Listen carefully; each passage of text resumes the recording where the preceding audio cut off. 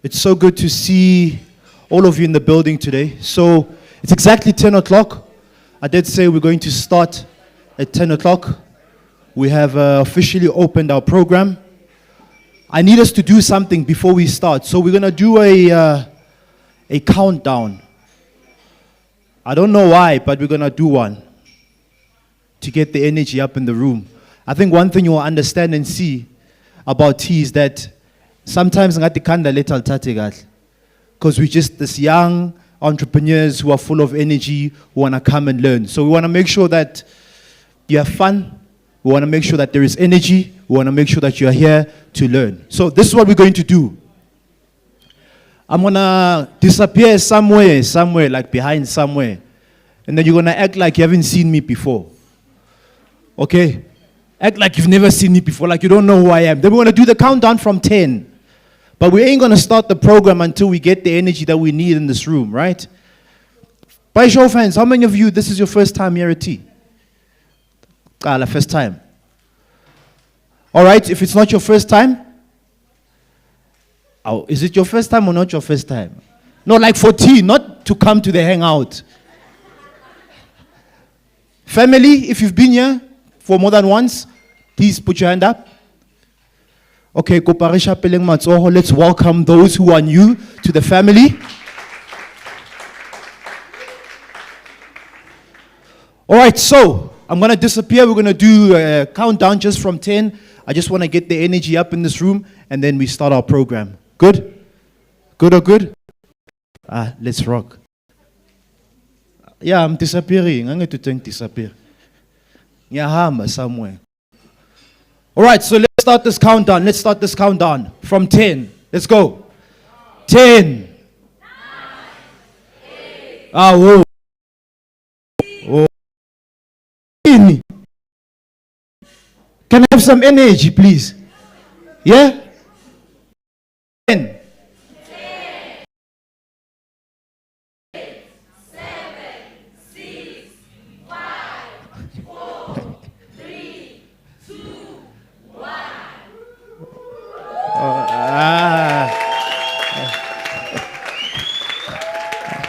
Okay, whoa. Last instruction. We're going to do the countdown from 10. When we get to 1, I say hashtag, you say join us for tea. With as much energy as you can. The person who gives us the most energy will get a free copy of my book and more. Let's start the countdown from 10. Let's go. 10. 10. 9, 8, 7, 6, 5, 4, 3, 2, 1. Hashtag. Hashtag. Hashtag. Thank you so much. Give yourselves a round of applause.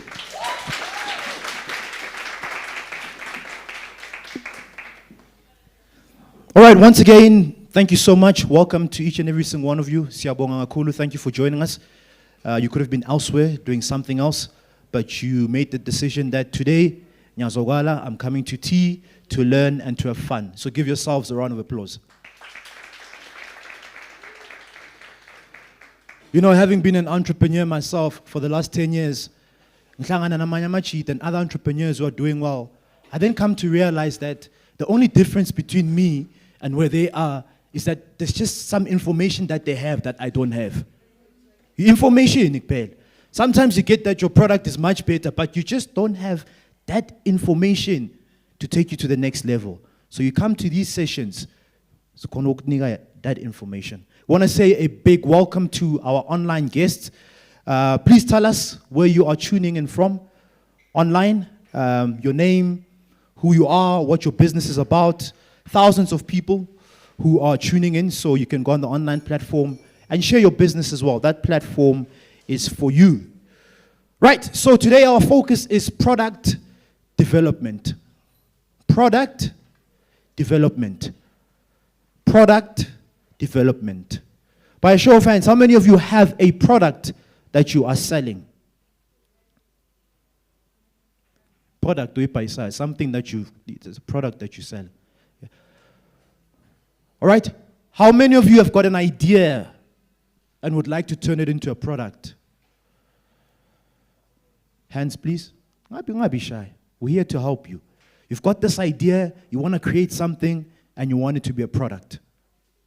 All right. So, today we're going to share tips on how you can create your product, how you can package your product, how you can process your product. I had an idea. It was just an idea. It was an idea. How do I package it? And how do I take it to market? And how do I sell it? So I had an idea. The idea is now a product. We're here to help you. Those of you who've got ideas and those of you who've got products to take it to the next level. My name is Busiso Joshua Mulimi. NgesiZulu, my name means a blessing. I'm a CEO, not a chief executive officer, but a catalyst empowering others. I believe that I'm blessed to be a blessing. I'm created to create. I'm designed to deliver. I'm engineered to excel. I'm programmed to prosper. I'm powered to perform. I'm manufactured to move. I'm wired to win, and I'm sentenced to succeed. Like FNB, I'm always asking, how can I help you? I'm like Nedbank, I make things happen. Stick with me. Like Standard Bank, I'll keep moving you forward. I'm your MC for today. Kopaleng Shapeleng Matsoho. I have a book. I'm an entrepreneur myself. I've been running my own business since I was 19 for the last 10 years. I've got a book titled Work Through the Barriers to Success, a product that's now into market. It's available for you today only for 150, but I'll also be giving away a couple of copies. All right. Couple of house rules. I'm on toilet. Just go through the store. Gents on your right, ladies on your left. Please make sure that your masks are on, please. We have to comply. If then we sell. Please make sure that your masks are on. The smoking area is outside. They will show you the restaurant is open. And if you are using social media, hashtag join us for tea, please use that hashtag so we can retweet, we can share the love, and we can recognize you. Once again, thank you to our online guests. And then we are selling the tea cap and the tea t-shirts, Singapore, only for 100 rand. So if you'd like to get yourself one, it's only 100 rand. Right, so we're not here just to sit and listen and be inspired, and that was nice, and then go home, and then come back to another session, be inspired, go back home, but nothing is happening. That's not what, like it's not a talk show, like, hey, begumnandi boy, hey, basi inspirile, what, but there is no growth in your business. What makes us happy as T is to see entrepreneurs like you take the information from here, implement it in your business, see growth, and then we give you the platform. Because that's what it's about, right? That's what it's about, right? Let's get learning, let's get writing. If you've got a piece of paper and a pen, please take it out. Or a cell phone, it's fine.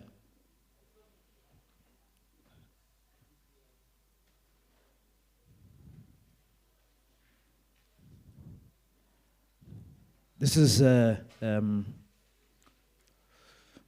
word that I would like you to write. The family, they already know it, but it's good. You have to keep repeating it, right? This word will help you as an entrepreneur. The word is L-E-A-R-N.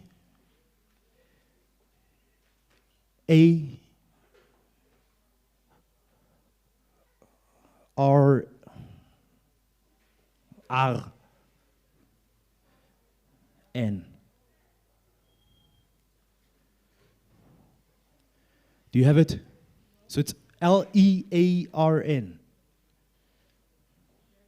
Learn. L-E-A-R-N. Learn. So, if you look at that word, L-E-A-R-N, look at it, you'll see it's got two powerful words that will change your life as an entrepreneur. The first one is ear. Can we say together, ear? Can we say the word listen?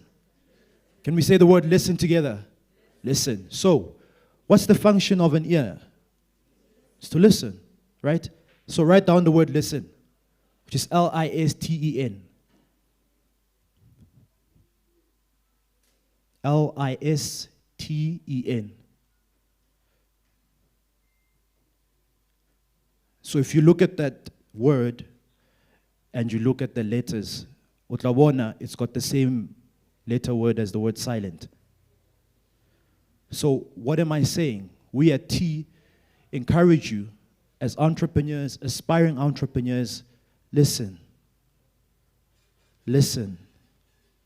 Mamela. Especially when you're starting out. No, I've got this product. Listen to the inner voice. Listen to your customers. Listen to people around you. Listen. Mamela. Listen. Listen. The second word in the word learn is earn. E-A-R-N. Earn. Now when you earn, you make money.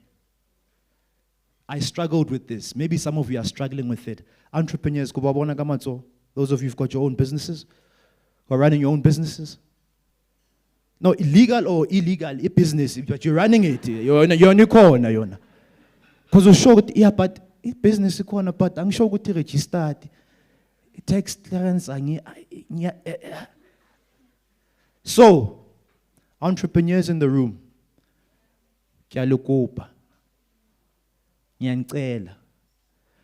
don't forget, you are in business to make money.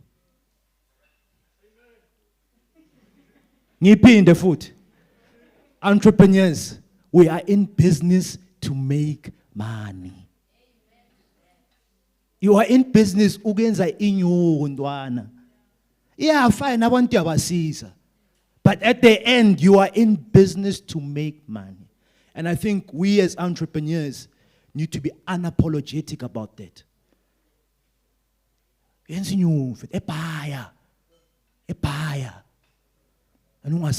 Never forget that. I struggled with it because I'm trying to help someone. Hey, it's a new business. Let me just, basiza so wana pambili. No. You are in business to make money and make a lot of money. Right. So, we're coming on to our pitching session now. Once again, those of you who have got a business or an idea, if you've got a business,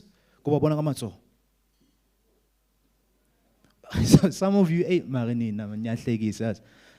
you're looking around to see me business. Who's got a business in the house? Okay. So, who would love to pitch their business? Also, I'm a business. I was saying so much. All right, who would love to pitch their business? Please come to the front. Please come to the front. Please come to the front. Zogala poza, Zogala. Come to the front, come to the front. Anybody else? Your clients could be in the room.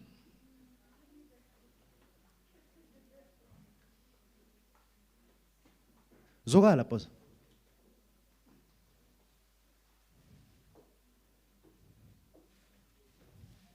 Right. Please give them a round of applause. Okay. All right, so this part of the program, pitch. Oh, you're part of the family.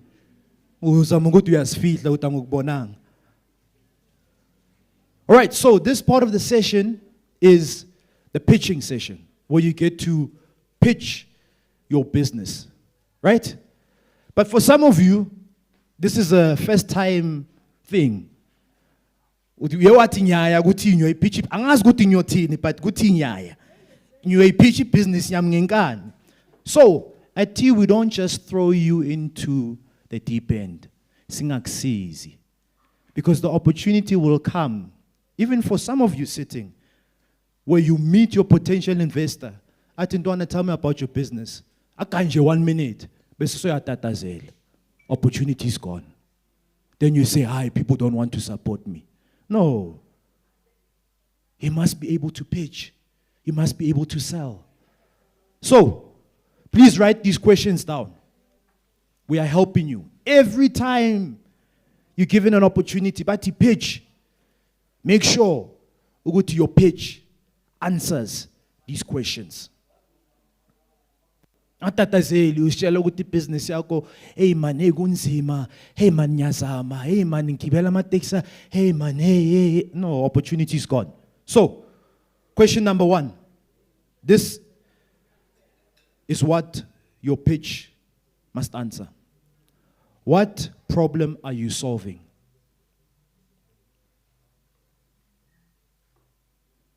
Yeah, you're running a business, but what problem are you solving? Or what opportunity have you seen? What problem are you solving? What opportunity have you seen?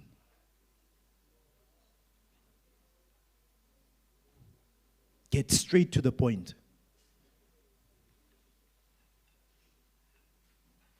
Question number 2.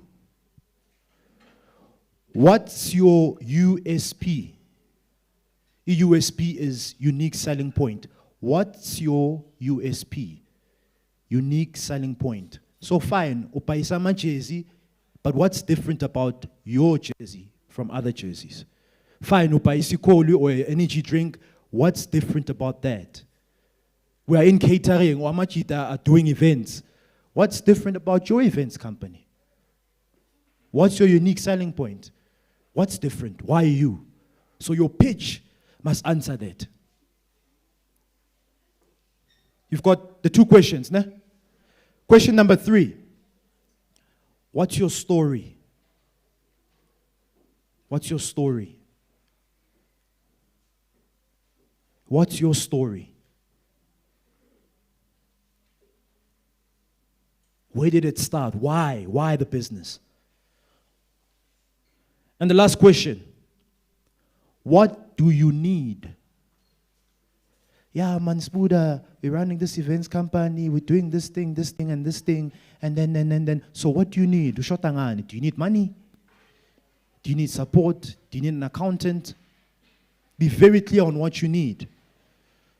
It's the very same thing with entrepreneurs that go, yeah, I need a mentor. On what? Is it sales? Is it marketing? Is it branding? Is it product? What do you need? All right, so you've got the 4 questions. Né? Does that help? Our call. Wherever you go, every single time you have to pitch. There's the framework, there's the structure. Pitches, are you ready? Are you ready? All right, so I'm going to give each pitcher a minute to pitch their business, and then at the end we'll decide who the winner is. So, center stage. My sister, center stage. All right. I'm a camera, but obviously you can. They can't see. They can't see. Can we? Okay. And just a bit back then. All right. Hello. Your 60 seconds starts now. Good morning, everybody. My name is Litumi Malandisa, and my business is a hair brand called Natural Black Beauty, and I am the founder and owner of it. I created it from scratch by myself at home, and what I need, I need a graphic designer. I need to rebrand it, and also. So far, I only have the hair food. which contains shea butter and other oils that help with hair growth and everything. You still got 17 seconds. How can people get hold of you? Oh, you can get hold of me on Instagram at Natural Black Beauty, and I also have business cards and all social media platforms, Facebook and Instagram at Natural Black Beauty. All right, your 1 minute is up. Please put your hands together for our first picture. Shapele Matsoho. I actually bought a product from you. I don't know if you remember from the last tea, and it does work. Right. Okay. I'm just giving you, I'm helping you, right? Another thing as well, when you're pitching, like who have you worked with? Because that adds credibility to your work or to your product, or maybe you're selling a product and you say we're selling a can, we've sold 10,000 units, we've worked with this brand. Oh, okay. Don't forget that. Our second picture, Posa, your 60. All right, your 60 seconds starts in 3, 2, 1, go. Good morning. My name is Musa. I'm from Pretoria. So I come from a company called Trading and Project. So I'm a reseller. I'm selling is Babalas. So it's here in Babalas. So Babalas, what it does, the problem that we are trying to solve, it reduces alcohol when you are drunk, and also it kills the smell, and also good for hangover. So to find the product, you can get hold of me from Musa Chadi 7, from Facebook, Instagram, and also Twitter. Silence cut was 15 seconds. What else? So if you want to buy it, you can get hold of me. How much is it? So it's selling for 15 rand. 15. 15 rand. So you need 2 of these to reduce the alcohol. Hey, that's a sale. Okay, so you need 2. Yeah. I want to get a span. Okay, sure. Please give our second picture a round of applause.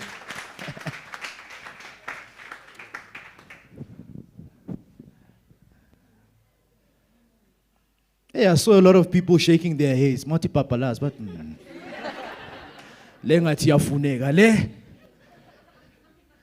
all right, we have our third picture. Please take center stage. And your 60 seconds starts in 3, 2, 1, go. Good morning, everyone. My name is Lerato Mahlaela, and I have a traveling agency called R&S Travel Group. So what we basically want to be doing is to create jobs for the youth. That's our target market on creating jobs. Our travel agency is going to be participating in a Kenya, South Africa business expo from tomorrow until the 24th.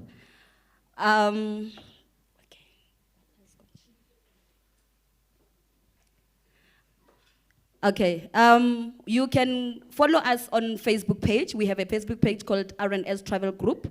And also you can find me on Instagram, Lerato Mahlaela, Facebook, Lerato Mahlaela, and also my partner, Raymond Kekana. You can find him on Facebook as Raymond Gajen. Okay, something like that.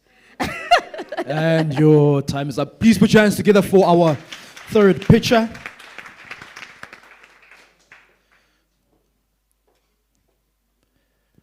All right, our fourth. Sorry. You have a you have a traveling agency. Correct me if I'm wrong.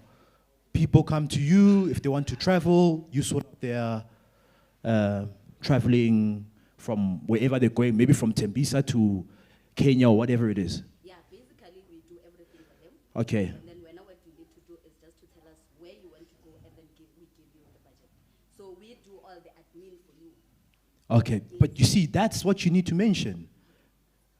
Because I'm like, I want to, yeah, I know about the time, but you need to mention that because that's the unique selling point. I'm listening, yeah, it's a traveling agency, yeah, and then, but I can just do it online myself, you know? What's different about yours? That's what you see what you just said now is what you need to mention because you're saying, I am removing you from doing all of this admin. We'll take care of it for you. Now you're speaking to me. So in your next pitch, mention that. All right? Good. Our fourth pitch. Oh, boy. I'm ready to kill it. You're ready to kill it. Okay. Okay. Your 60 seconds starts in 3, 2, 1. Hi guys, my name is Tumelo from Angel T Funeral Parlor. So what we do, we fix funerals. So perhaps if any of you wants to die, I have many advices. So we are selling services. So this industry sometimes is difficult because of you sell something that people don't see or they might not see at all because of maybe they might be dead on that time when we are delivering their service. So the different thing about us is because of we have a personalized product where you can design your own product that during my funeral or during my parents' funeral, I want a fleet like G-Wagons, Mercedes-Benz, or BMW. You can design your own funeral. So that's what makes us different from others. Thank you.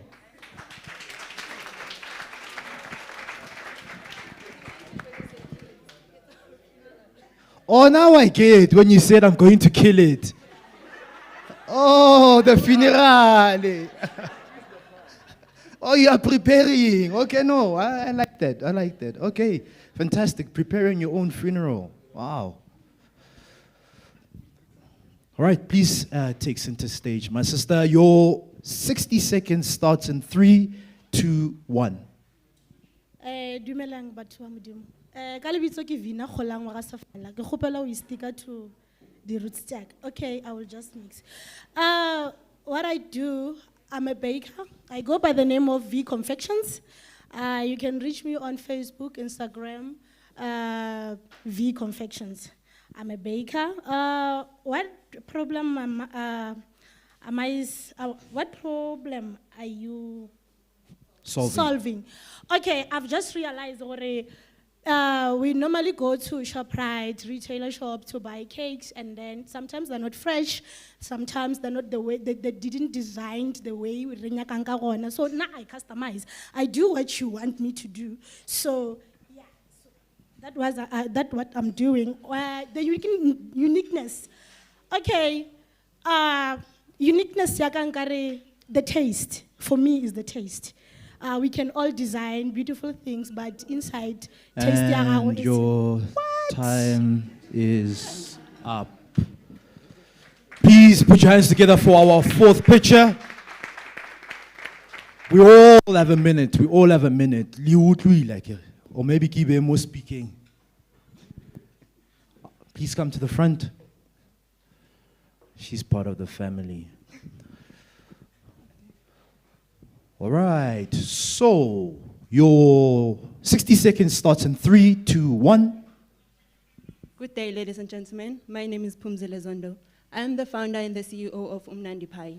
Umnandi Pie is not just any pie. It's a frozen pie that you can have even on the following day. You just put it on the microwave and eat at your convenient time.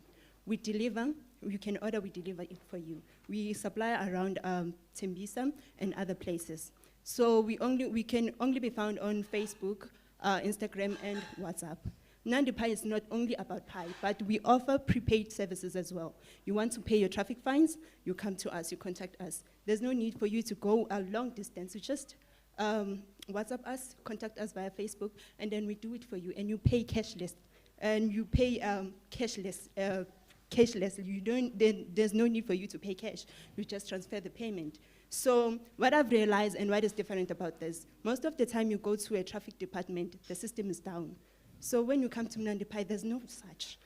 So we just do it for you. You want to pay your Truwords account, you come to us. Mnandi Pie.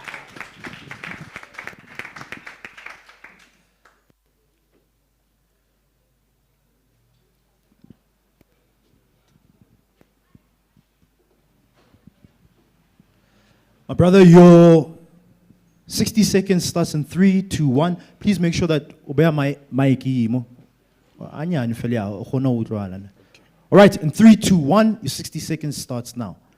Dumelang ka lebitso ke Arabang Kekana, and I'm the founder and owner of Urban Liqueur Bar, which is a mobile bar that specifically makes good cocktails and mocktails.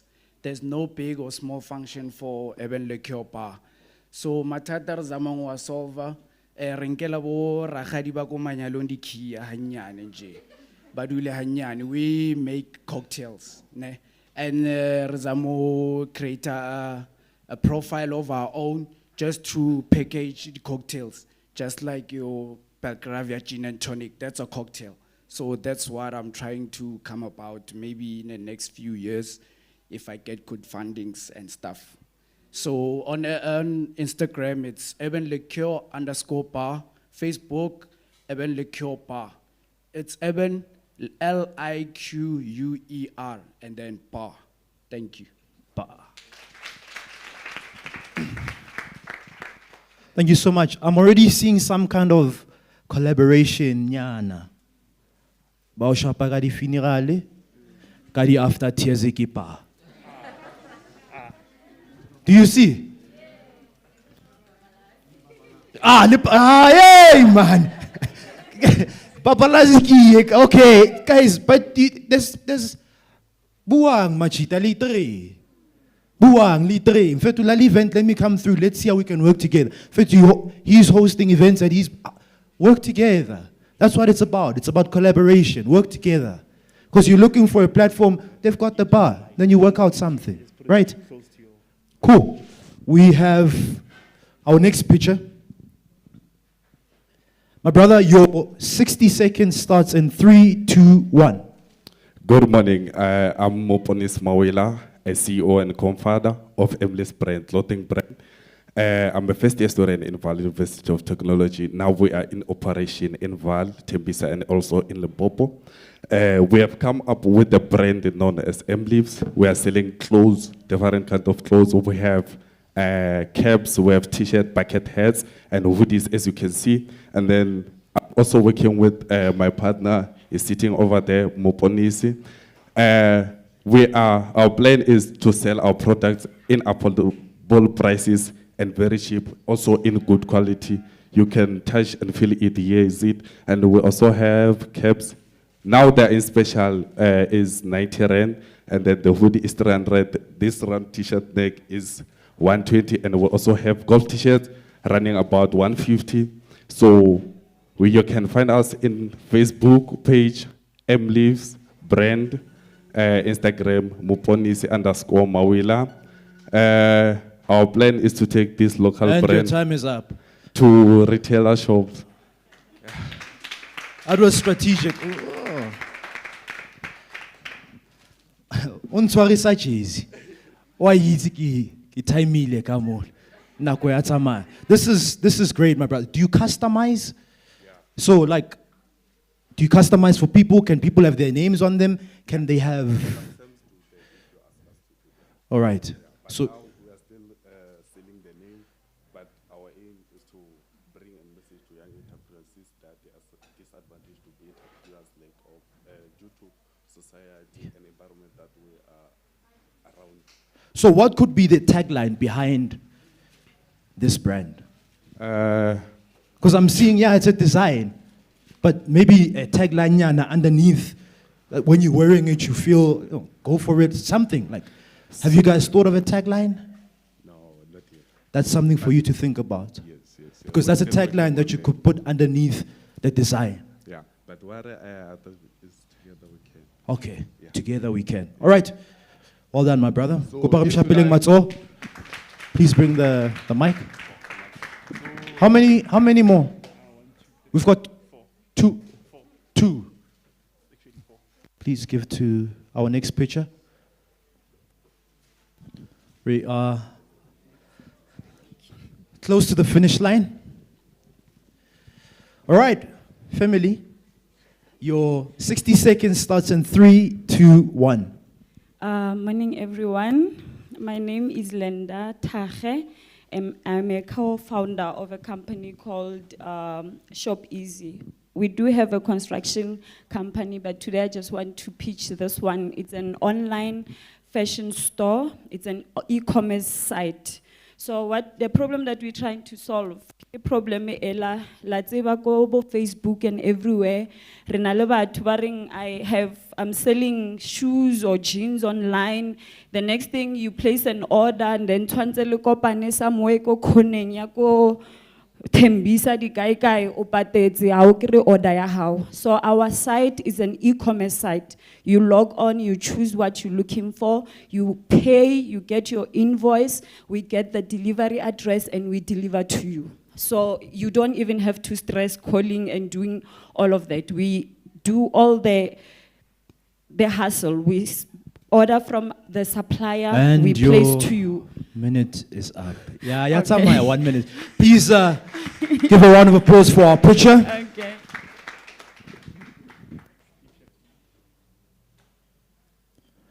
Is this our last one? Yeah. It's our last one. All right, my brother.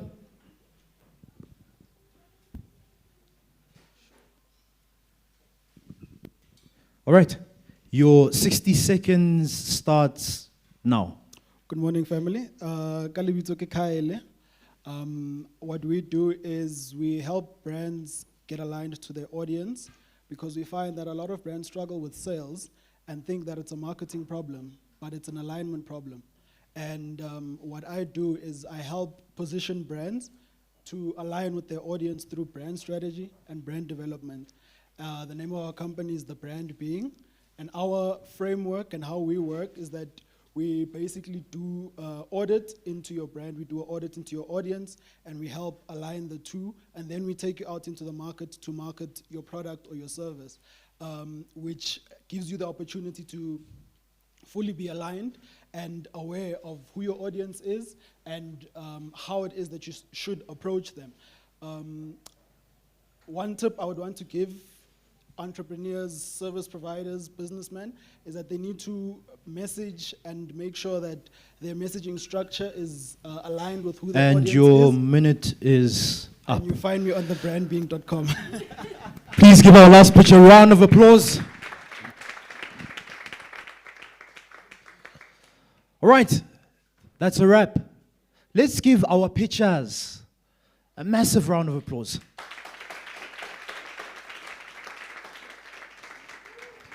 It's not easy. Yeah, you're sitting there and saying, yeah, my business. Mas well figure out you're a business. I say, I say exist the business. Right? To our online guests, those who have tuned in, please also share your business, what it's about, how people can reach you. And the platform is for you. So you can also go online, Facebook, join us for tea, YouTube. You don't know who's going to see it. Right? So we encourage you. Now it's time for us to announce who the winner is. Please can all our pitchers face the other way.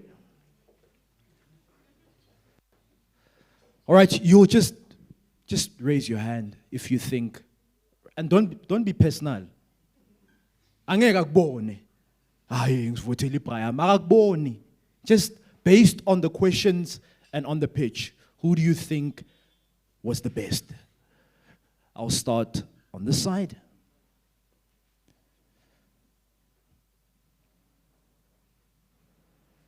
Please, I want to see the hands. So, all right.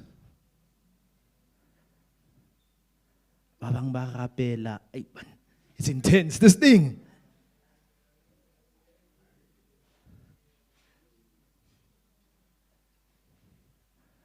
Even if you shake your head, it's still one. One.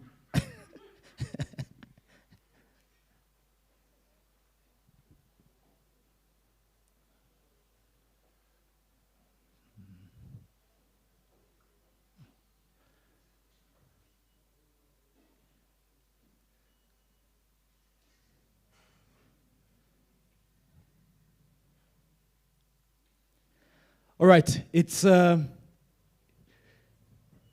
tough. I'm taking it to the final. I am going to select the two top, and we'll have to battle it out. That's what we're going to do. So, ladies and gentlemen, the two who go through to the final are, here's our number one. Upam Shapeling Matsoho.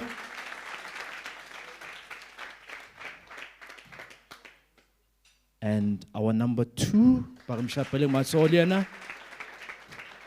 All right, the rest of the pitchers, please take your seat. Let's give them a round of applause as they go to their seats. So, pitchers, the lovely thing about this live streaming is that you can go on YouTube. Today's session will be uploaded, and you can re-watch the pitch and see where you can improve. So one of the things that I do that has helped me, a session like this, you download it, and then you can cut your section where you pitched your business, right? So all the pitches, please do that.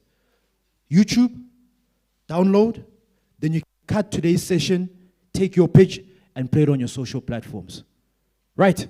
Afetu?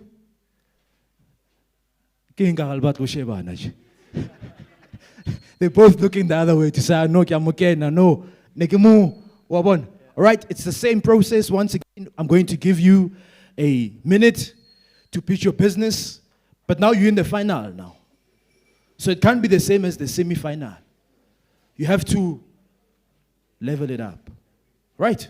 Can we give our first pitcher? Mike, I'm going to give you 1 minute and 30 seconds. Not 1 minute. Kikinya, another 30 seconds. All right? So make use of it. We've never ever gone to the final. Ever. Ever. This is the first time. It's tough.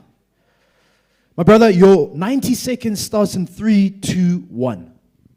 Now, the product that we are giving to you, it is something that you cannot touch at the moment, but you see it after a long time. To trust us, it is not an easy thing, but believe us when we say we are going to give you a perfect product that you bought before. Because of we are going to draw up a wheel as if, and we are going to include relevant laws and legislation that are related to the sale of our product. So what we do is that after designing or personalizing your own package, we do deliver as it has been written. I know that most of you, it is not something that you desire or you prioritize to enter into a funeral parlor because of you are still young. That's what we experience as young people when we are busy selling our product. But I think what it is a right thing that you have to do to maybe to register for yourself and your parent while it is still early. Because of most of you get desperate during the times of funeral when you don't have someone to bury you, and to do burial in cash is too expensive. I know that because of we have experienced it in this industry. Thank you. Okay, you can get us, the most profound places to get us that are recently proven is social media. You can get us on Facebook, on Angel T Funeral Parlor. And my cell phone numbers are 084-034-6588. And your time is up. All right, let's give our pitcher a round of applause.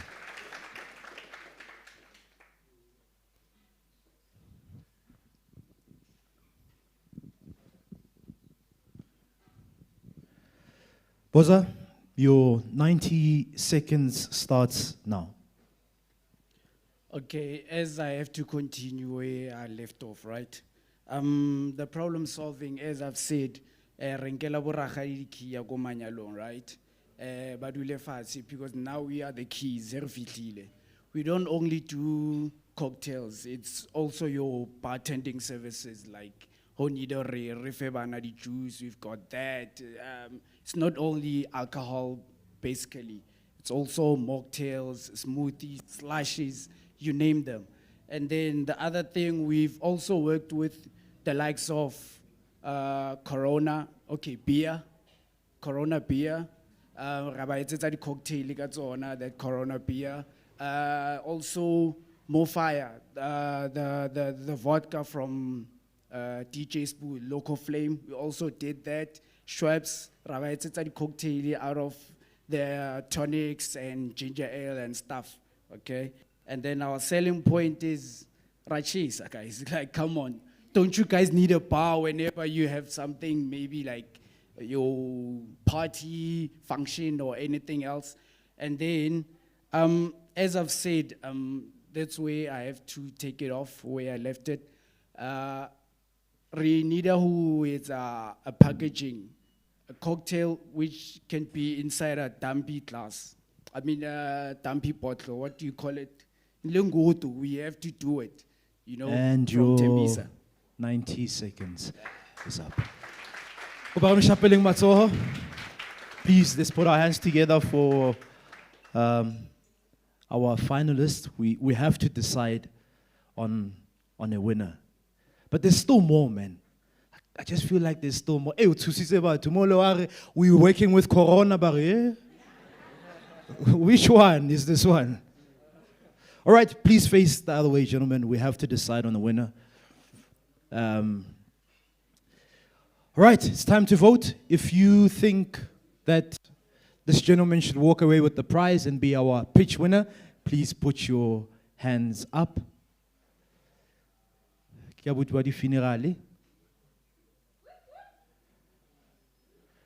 All right.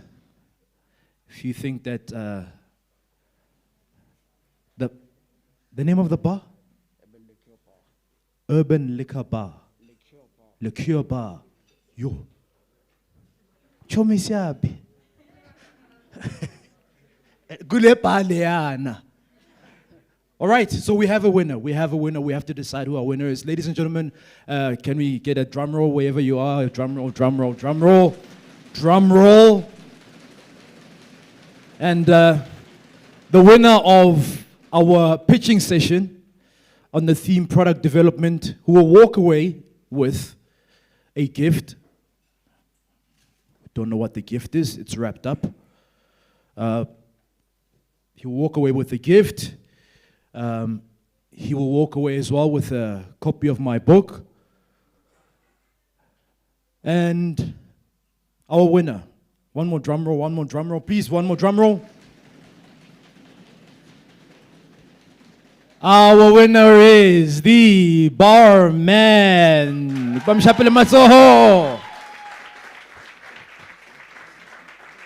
Thank you so much. Thank you so much. What? Oh, okay, okay. Hey, this man, he likes his business. So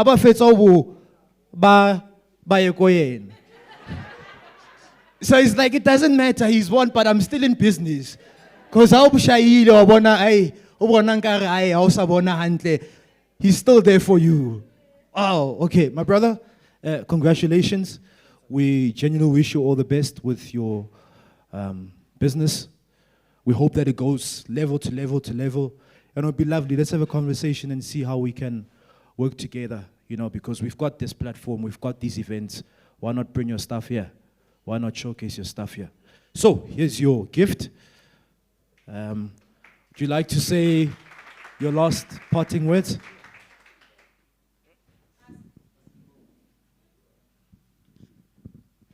I just like to thank me. Sleepless nights, ne? Because you guys don't want to go home. Even Maubani, it's around 2 o'clock. Because you guys don't want to go home. You party like there's no tomorrow. But thanks for your support, though, ne? And All voting right. for me. Fantastic. Thank you, my brother. Thank you so much. Okay, moving right along. Let's get back to the writing. Please write this down. We're going to do a networking session. I know we've been sitting for quite some time. But this quote is leading on to our next session. Please write this down. Don't forget this. The quote is, people cannot order if they don't know what's on your menu. People cannot order if they don't know what's on your menu.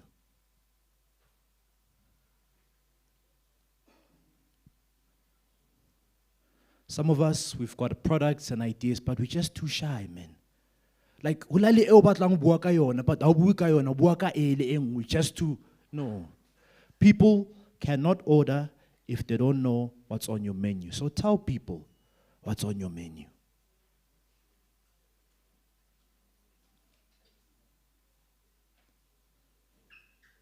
Tell people what's on your menu.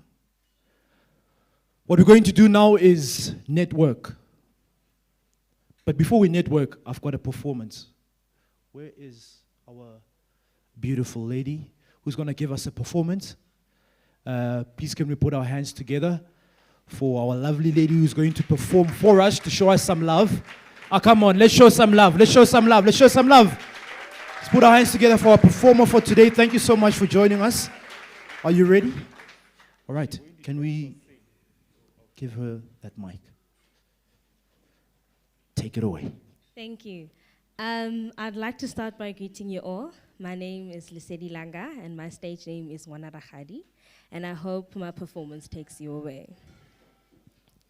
Beautiful black child, as I look into your eyes, I see your shining bright eyes. Beautiful black child, when I see your dream, and when I see what you put yourself up to, I shine and I smile. Beautiful black child, as I see you standing in front of me pitching your business, I'm like, wow, okay, I need to prepare for my funeral. Beautiful black child, as I'm standing and listening to you pitching your business performance, I'm like, I need a product for my hair. Beautiful black child, when I see you pitching your business, I'm like, I need a drink. Beautiful black child, don't forget the faces. Don't forget the business pitches, because that's what's going to take you forward. Beautiful black child. When I see you smile, earning and yearning for your business proposal to go through, I'm there supporting you in the background. Beautiful black child, when I see your dreams come true, I'm standing in the background, cheering for you. Never forget my face, because beautiful black child, I'm in the background, but you don't see me, but I see you. I see you shining like the star you are. I see you like Nyeletile Ongayona. Beautiful black child, I call upon you, never give up in your dreams. Beautiful black child, I'd like to dedicate something to you. Put your dreams, step forward, and never forget who you are. Thank you. Beautiful black child. Thank you so much. Please, Lesedi. Skatamaya. Thank you so much. How do people get hold of you? Social media platforms, if maybe they want to invite you to the events, platforms yours. Okay, guys, you can get me on Instagram, Twitter, Facebook on Lesedi__Langa. And if you want to contact me, I'd like to give you guys my number, which is 068-570-0046. Thank you. All right, let's put our hands together one more time for our beautiful black child, Lesedi. We have our speaker, Hilton, who's in the building, but I would like us to do something quickly, please. Please just do this with me. Can we all please take out our cell phones? Don't be shy. Please could we go on to Facebook? Please go on Facebook.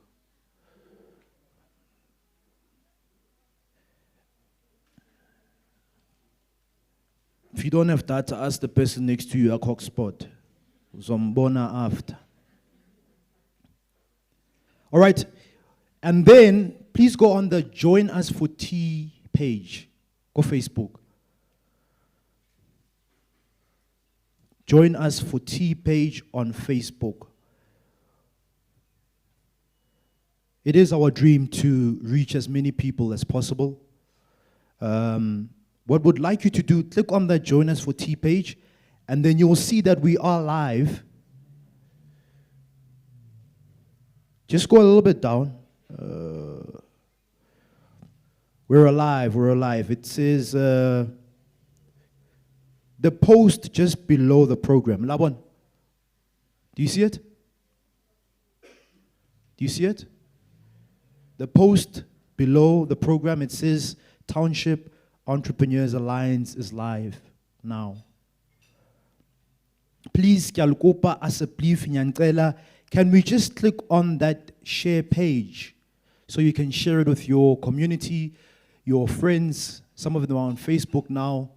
They'll be able to see that we are live, and they'll be able to watch this session, get the information wherever they are. So please just click on the share button and share it with your community and friends.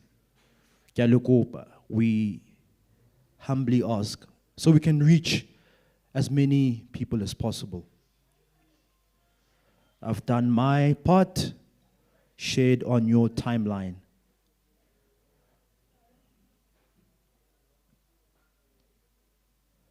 You can also follow T on Facebook for updates, when our next session is, who our next speaker is, what's happening, how you can get involved. So when you follow the page, you'll get frequent updates about what is happening and when our next session is. All right, let me bring on our next speaker. Hilton, are you in the building? All right, Hilton is in the building, speaking to us on the growth will. Hilton?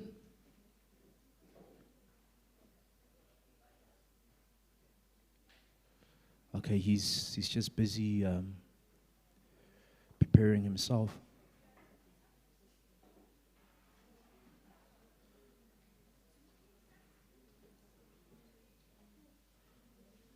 All right, while he gets ready, Kupabana by show of hands, how many of you are having fun, are learning something? Is this worth it? Yeah? Or CP in the foot? We should have more of these sessions, yeah? All right. Fantastic. If you say so, we'll do it for you. This is for you.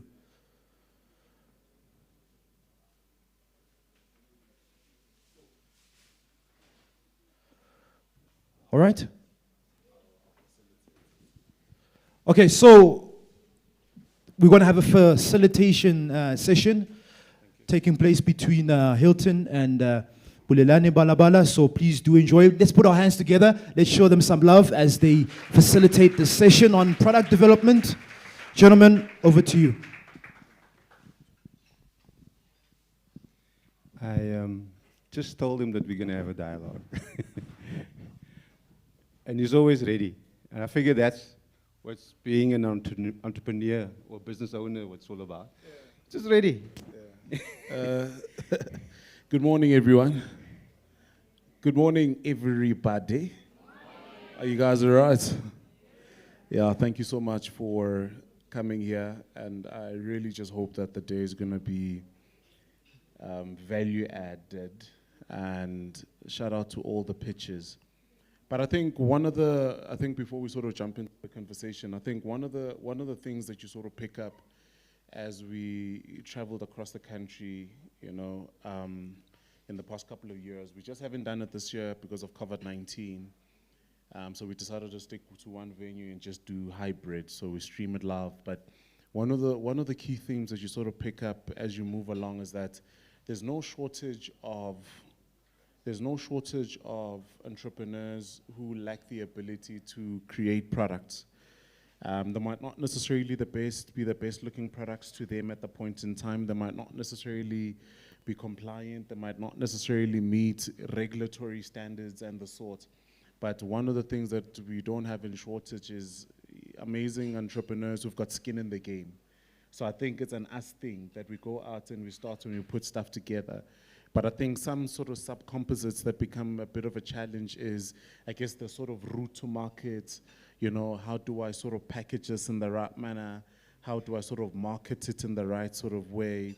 And I think this particular engagement is purely in and around that, right? How do you take this product and you move it forward? But I think also, just further to that, it's a conversation in and around how do you also then productize your service business? Because we've often looked at productization from an actual tangible product.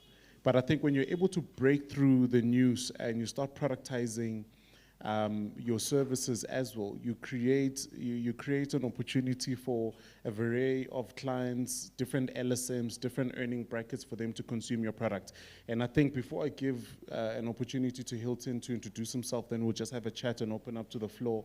I think just you sort of pin this thought, right, around a service-based business that was able to productize themselves. I mean, in the simple case would be a bank, right? So you get your student card, you get your bank, sorry, you get your black card, you get your private wealth, you get your gold card, you get your so on and so forth. At the crux of that whole thing, they provide, unilaterally, they provide the same service for everyone. But them sort of being able to segment the various aspects of the market created an opportunity for them to be able to group the market, for them to be able to service that market, and then for them to be able to create third-party beneficiation. And what do I mean by that? So if you have a certain particular card, you can earn benefits when you purchase at a particular store.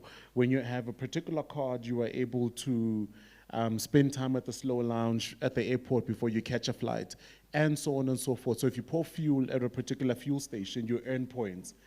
And that's what then productizing allows you to be able to do.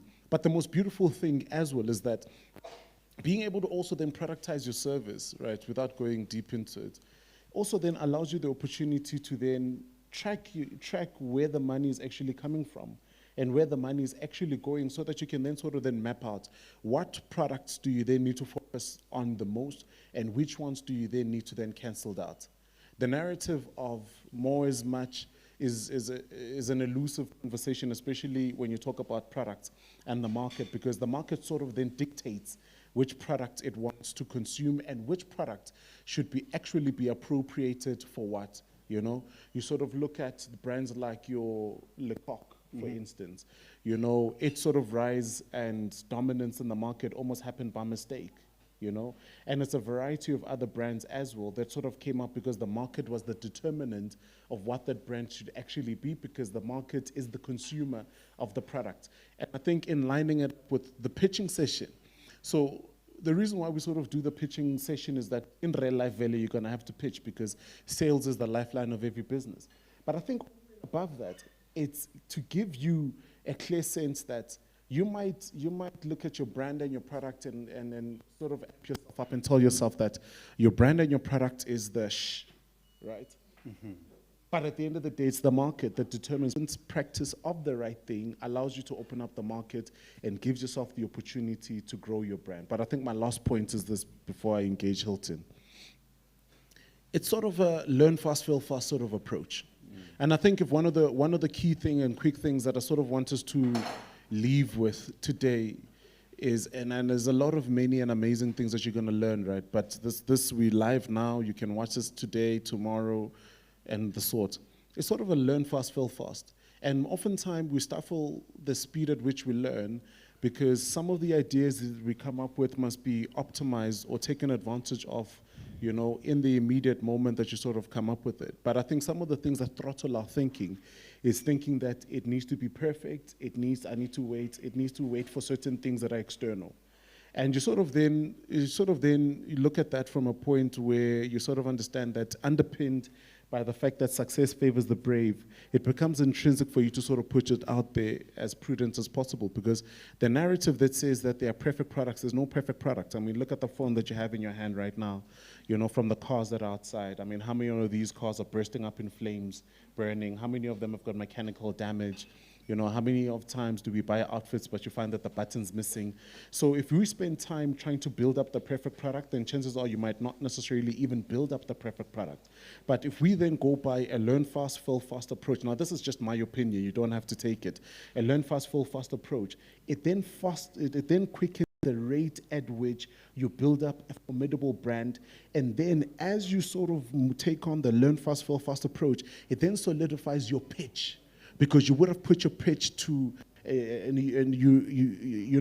large amount or an extensive amount of different investors, different individuals at different tiers of life, and it gives you the opportunity to then start developing the perfect pitch for that product and for that service.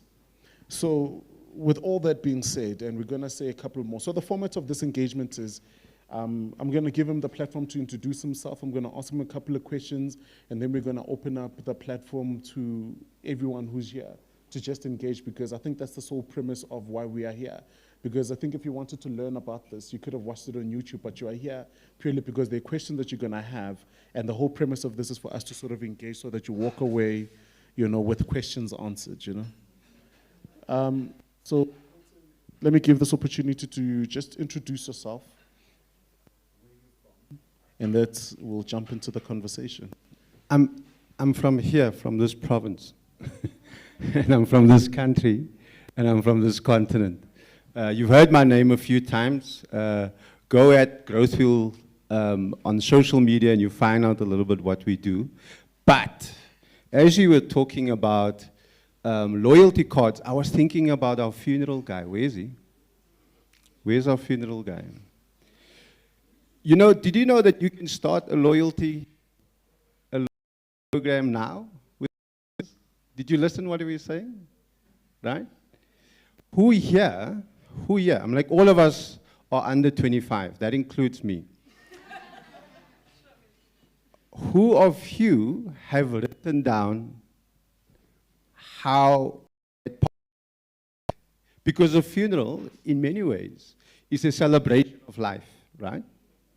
So do you think that he should of his business? And you have a little thing that describes exactly what should happen that Saturday, you know, when everyone celebrates your life. So you see, right now you can start making 10 Rand a month from everyone here. And then of course you can add on that, what's that guy's name? Dube, he sells that little package on TV. Yes, what's that? Yes, then you go to him and you say to him that you have 10,000 people under 25 years old that have given you a little thing that says exactly what music they must play, right? And what they must say and what they must dress. And you can then sell his little funeral package to your members and you can earn 20%, right? Because you then turn your business around being, you know, getting money when somebody selects you and passes away, from earning predictable income, annuity income, way before someone passes away. So do you understand when he says that when we think about our product and our service, that it goes beyond just, you know, the top that I buy, right? Because I could also, did you know, for example, right? People are no longer buying clothing, they're renting clothing, right? Do you know the size of that business globally? In dollar terms, anyone? You know, I think I would like to rent this one next week. It's a really cool outfit. Anyone want to take a pick at it? About $40 billion of people renting other people's. Is there a clothing rental place in Tembisa? Right? Is there an opportunity for you to do that? Right? So when you think about product and service, think beyond walking in a store like I saw everyone has drip shoes, and I thought I'll also get a pair, but I might have to be a waiter. But imagine, you can rent your drip shoe and you can exchange it every time. Because there's a second-hand market for clothing. Huge, right? So those are the kind of things that we have to think about product and service, that it's not just selling something, right? And then getting that 5%. Because, you know, if you sell your tops, for example, in fact, I saw outside somebody had really cool t-shirts, is that you've got to go to scale them. Like, it's a very competitive thing, right? In order for you to make good margin with certain products, is that you've got to sell plenty of them, right? In some cases, you have a product, like I waited 4 years to get a cap like this. This is now mine. 4 years I've had to wait for this. Is that it's your product so difficult to get access to, right? That people will say that's expensive if they really want it. So everyone wants a Formula One car or a Ferrari, am I correct? But is it you can just go around a corner and get it? No, it's at a premium level. So sometimes you also have to think about your product and your service, who your customer is, right? For example, my product is accessible to any one of you. You can get access to it for free, but you're not my customers. You're the users. My customers are business advisors, people that help businesses grow around the world in 69 countries. And they pay a grow around the world in 69 countries. And they pay a premium, right, for my product. So you have to think about those kind of things when you think about your product. So I just wanted to add to that little bit, to what he was saying early on. You know, township in the context of South Africa means many, many things, right? But has anyone seen a picture of Shanghai? Do you know where Shanghai is? Anyone? Yes, where is Shanghai? In China. And you just see lights and it's big, right? It's one of the world's most expensive cities. There's about 30-odd million people that live in it. Did you know that Shanghai was a township? Right? In China, they have a program that they launched 30 years ago called the Township and Rural Industrial Program, right? 90% of China was rural, like a farm, and it was township. So when we think about where we are today in terms of our locations, we have to think about many other things, right? And I think it's that foresight around your product and your service, right, is, and let me just make another example on that. Did you know that 60% of the 1.2 billion people in Africa is under 35 years old? Did you know that? Right? 60% of the African population is youth. That's why I'm still 17.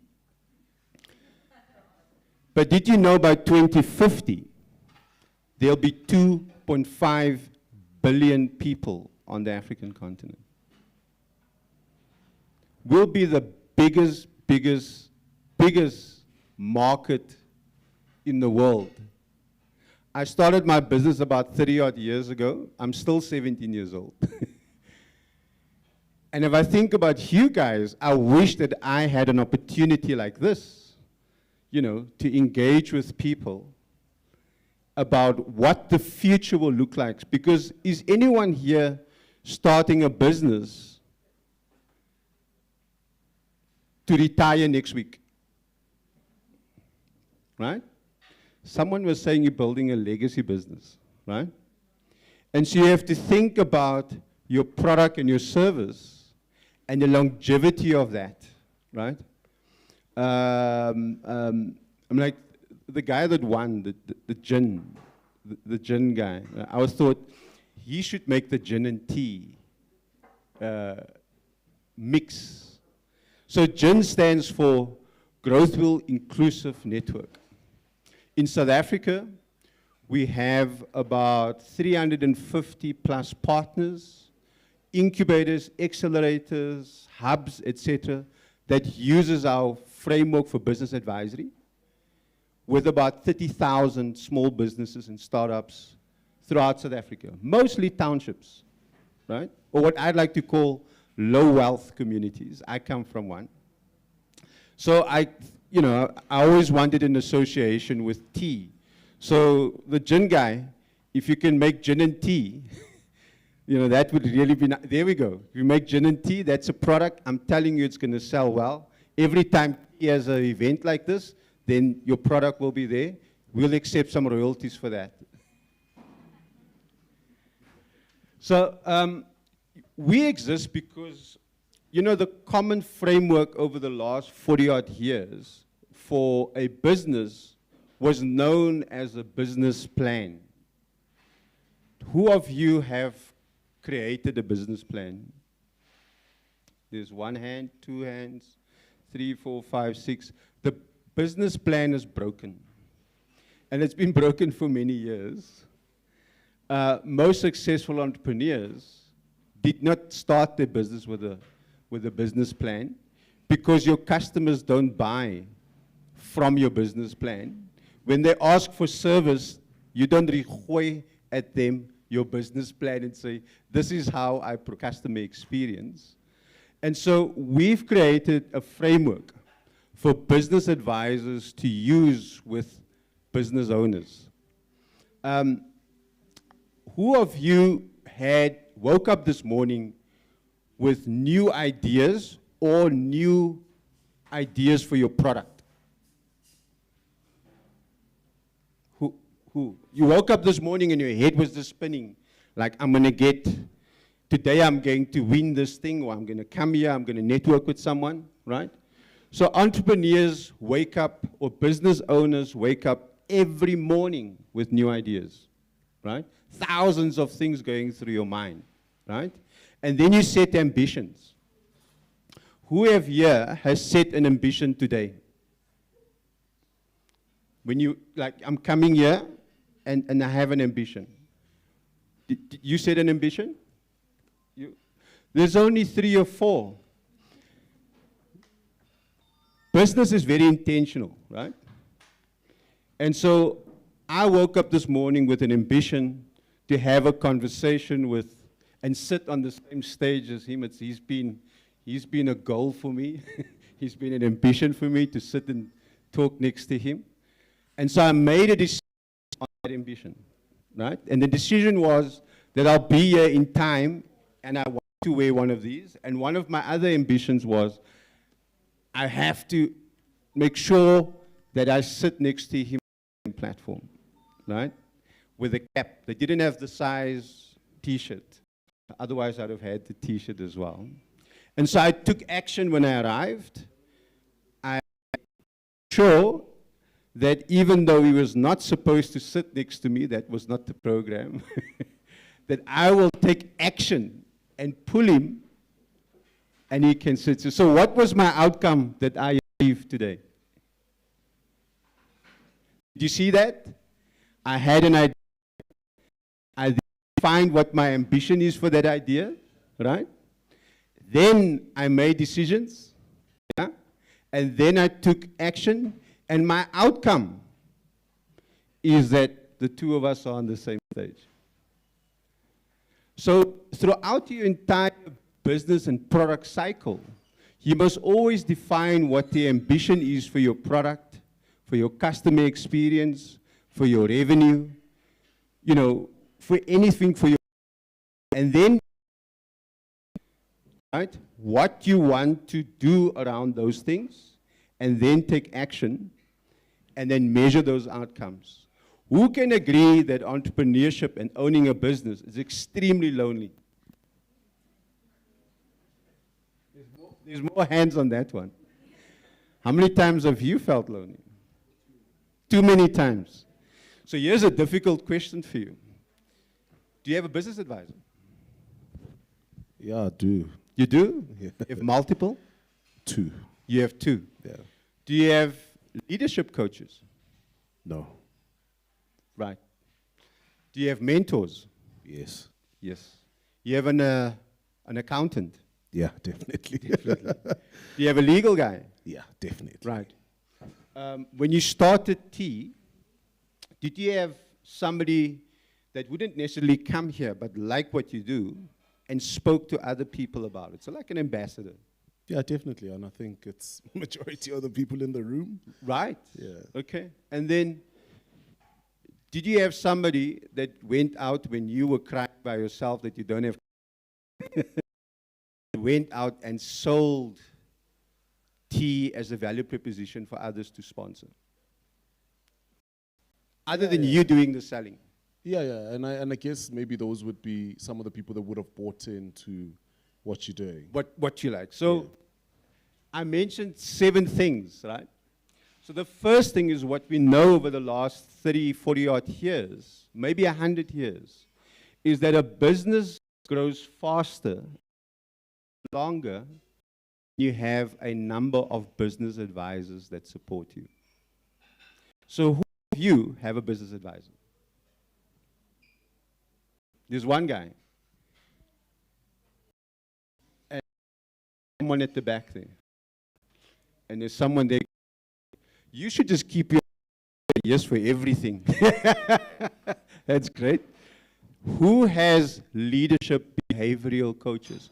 I think you've got either you just gooi like that every day, or you have somebody, you have a fashion coach. So do you have who here has coaches that help them around, your behavior as a business owner?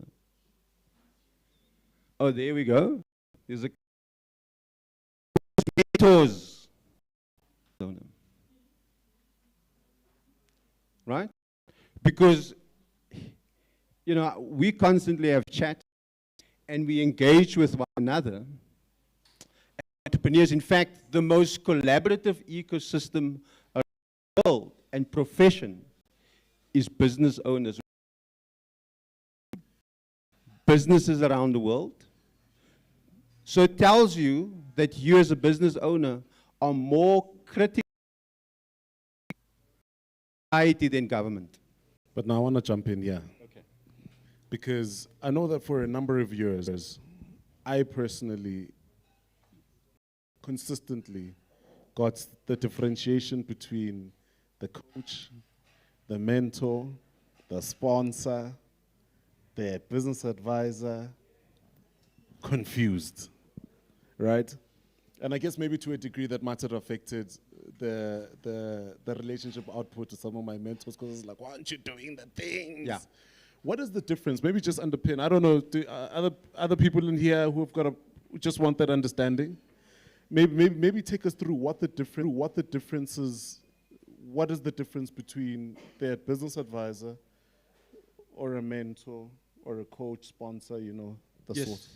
So I'm going to ask 1 or 3 people to also contribute to that. Sure. And then I'll add into that. So, you have a business advisor. So what is your definition of a business advisor?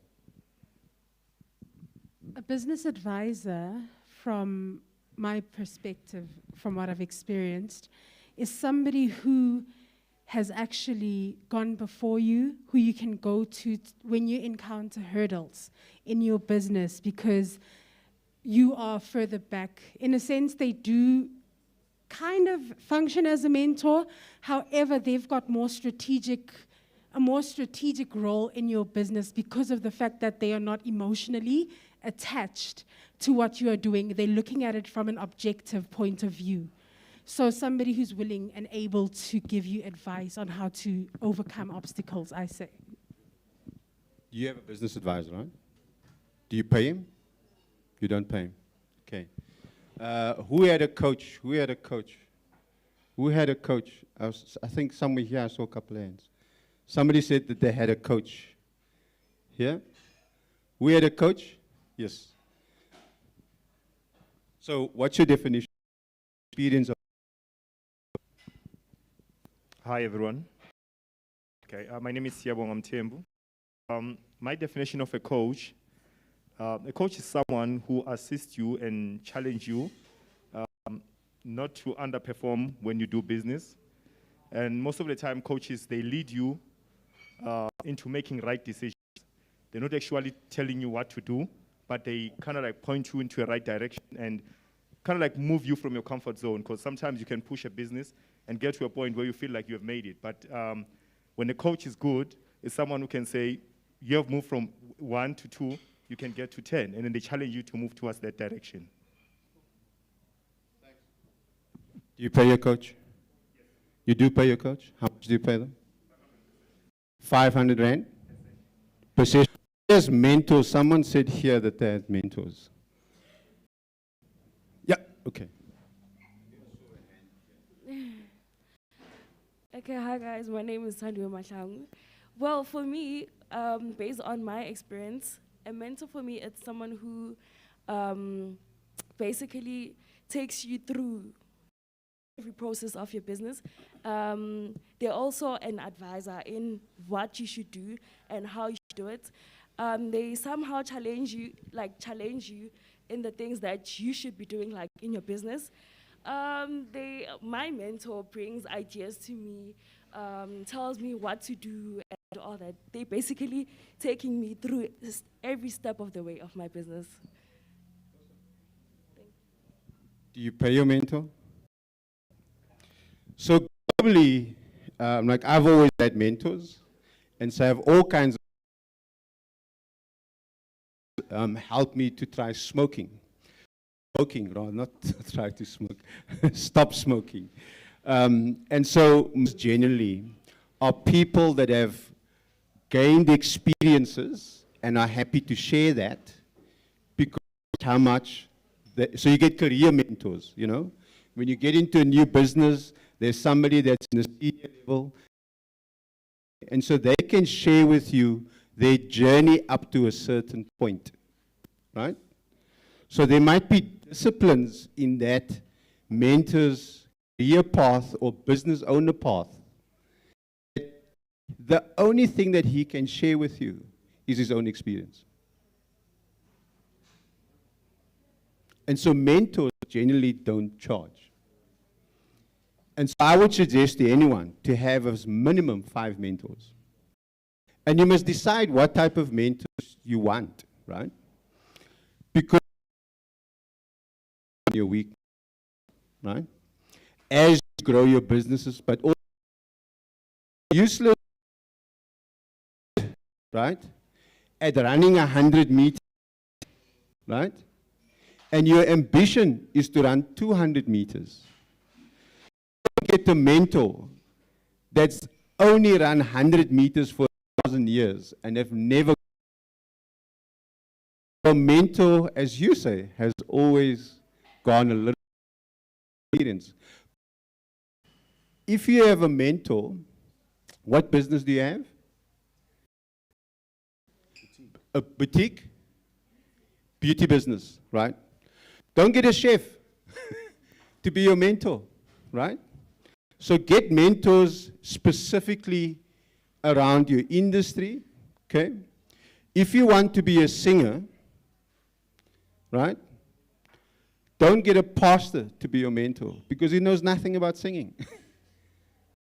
Does that help you? On the one side? Just on the mentor side, we coming along. No, it kind of helps me, but I want to challenge that thinking a bit, right?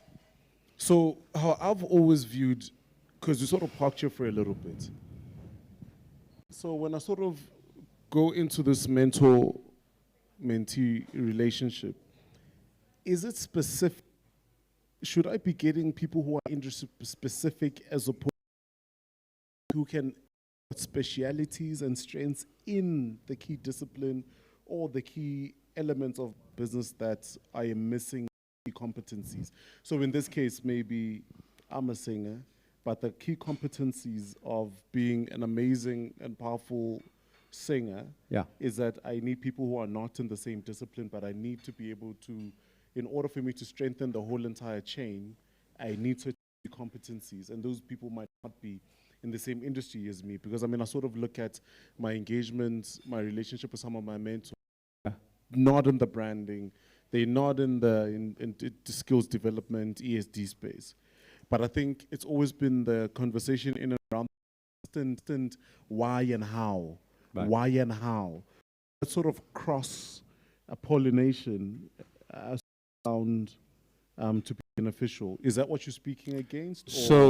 So we had a poet here, and maybe she's a singer. It sounded like she could also be a singer. Around her, even though she's just one person now, but if you look at a successful singer, there's a minimum of 17 practitioners and specialists around a singer that makes them an experience like.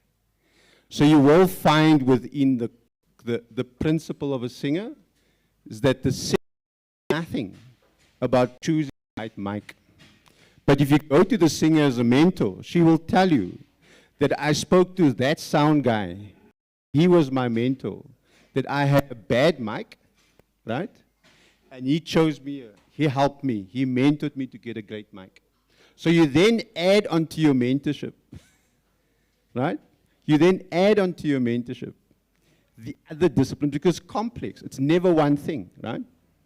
But if you go to a mechanic and he doesn't sing, right? He can tell you, though, you must have a great car to get you to the stage in time. Right? So it is.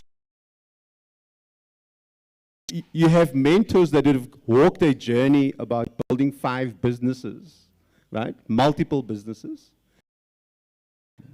And so you are side hustling. And so you want to then talk to that guy about his experience, you know, about hustling 5 businesses. What the mentor is going to do? He's going to have that conversation. And then he's going to say to you, hey, my next appointment, and I go. He's never going to ask you, did you apply what we spoke about? Right? The very other critical thing, mentee-mentor relationship, is that once you've listened to him and you've gone and have applied it, the next time when you see him, you must share back because he's not charging you. Because you would have improved on his service, on his experience. So if you spoke to a couple of mentors that runs 100 meters, and now you've gone and run 200, then you change that role and become the mentor to that mentee. Now, a behavioral coach, people call it business coaching, right? There's a thin line if you listen to what everyone's definition is. There's a thin line between mentors, coaches, and business advisors. It almost sounded like the same, right? Often you get a really good guy, like Booya, that can play all 3 roles. And the reason for that is that in his 40-year being a business, because it's 50 years, is that he's had the opportunity to play those different roles and different experiences. Behavioral coach, right, would then guide you on a number of things, right? So we get an opportunity to pitch at an event, and so we come along with our whole posse, you know, all our friends comes along, and we look a specific way, and we talk a specific way. So we come with our kind of homegrown stuff, right? The way that we normally would work and have fun and show, and we come with that to the stage. A coach will tell you, you need to be organized, you need to be professional, right? You need to be resourceful, and a number of other things, right? Maybe the way you dress, right? Maybe the way you think. This thing called a business is extremely, extremely emotional. And sometimes you go to a customer, and then as you sit with that customer, somebody calls. What does that do? It brings out emotion. What does a coach do? Right? Your coach helps you with this little box called professionalism, managing your emotions. You know, most successful entrepreneurs have a habit of doing things. So they wake up at 5, you know, they do 20 or 50 push-ups. You can see that I don't do it anymore. You know, they go and run, they read, they plan. In fact, before they go sleep, in fact, who wakes up with him at 4 a.m. to get shit done? Right? That's something that a coach kind of tell you why you do those things. When you employ people, there's going to be a certain characteristic, a leadership characteristic that you need to have, right? Because you're going to go on holiday and your business is going to continue without you. And so you need business processes and all kinds of managerial cultures that you need to put in place in your business. And this is where a business coach, again, will help you with those kind of things. Yeah, I got the difference. But now tell me this, right? So there are various stages sort of mapping out your sort of product development journey, ideation, monetization. So we've got all of them. In certain instances, 5, in certain instances, 7. Will sort of just, I think, between you and Marang, sort of underpin the 7 various steps. Yeah. Right? An entrepreneur who's got this insatiable hunger and I've got consistent ideas. How do I, which one is the one I need to go with? Because to sell a magwinya, yeah, and then I go out with my boys, and then I see that, you know, the latest trending thing is 1, 2, 3. Now I'm thinking of going to Joburg and buying that stuff and reselling. Right. And then when I drive back, I'm thinking, nah, man, you know, I'm a venture ekasi. They probably need the wheel caps. My friend's uncle's got wheel caps in the garage. So there's this explosion of ideas. How do I sort of unpack these ideas? And then I think through the process of iteration, start to cancel out the ones that are not meant to be. Is there such a thing as meant to be?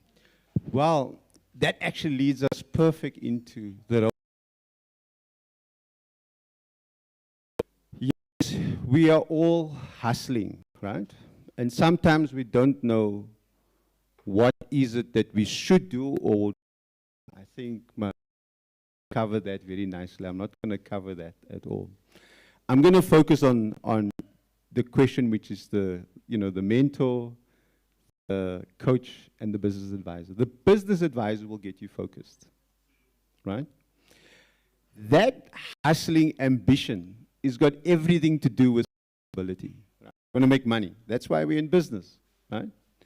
And so, critical in your product things. Why are you doing it? And this is a question that, that came out earlier. Why are you doing it, right? And most importantly, what is your customer's experience? The reason why successful businesses grow is because the customers always come first, right?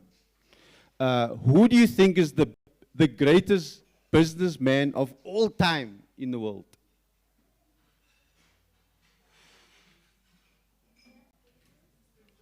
Steve Jobs, right?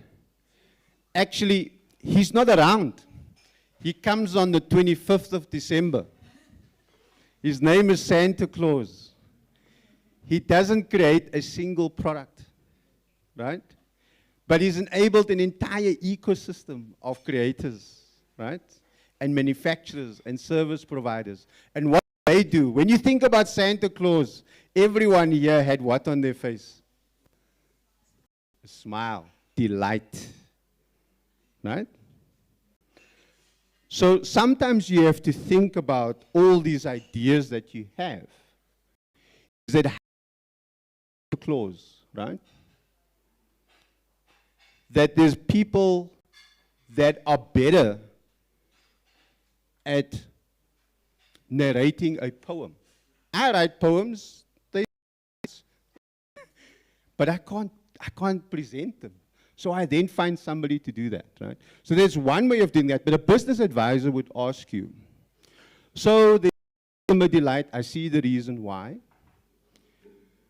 but you're making money, right? And so a business advisor will ask you, you have 500 chickens, right? Every Friday you go to the market with 500 chickens. You sell 300, but your production is of such a nature that every week you produce 500 new chickens. So you sold 300 last week, you come back with 200. How many do you go back with next week? 700 chickens, isn't it? Right? With the 200 chickens. Your margin reduced. Why did your margin reduce? Yes, you had to feed that chicken, you had to keep it alive, right? So your costs then increase and your margin is lower. For you, it's 700, but a business advisor, we went with that 700, yeah? And we come, outcome is, why don't you take that 200 and cut them up and freeze them? What did the business advisor suggest to you? That you maintain your margin, reduce your losses, right? Did you get that? So I don't have to electricity, I don't have to feed them, there's no staff on those 200 chickens. So next week, what do I go to the market with? 500 chickens, right? And what is the margin? And a business advisor would advise you on that. So next week, you come back,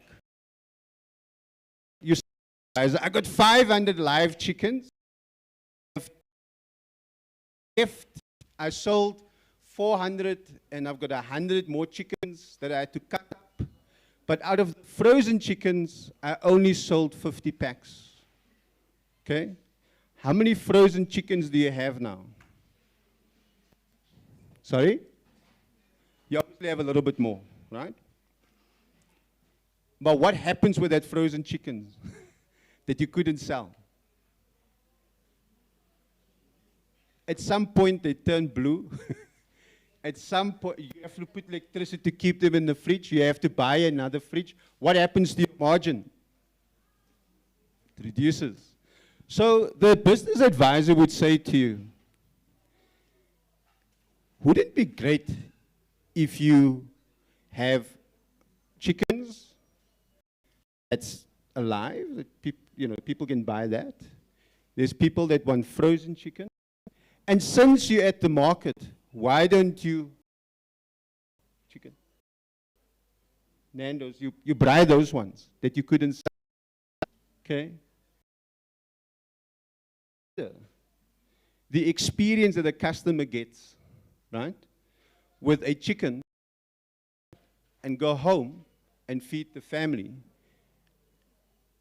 And then you'll find that your margin might grow up. There's a live chicken for 25 Rand.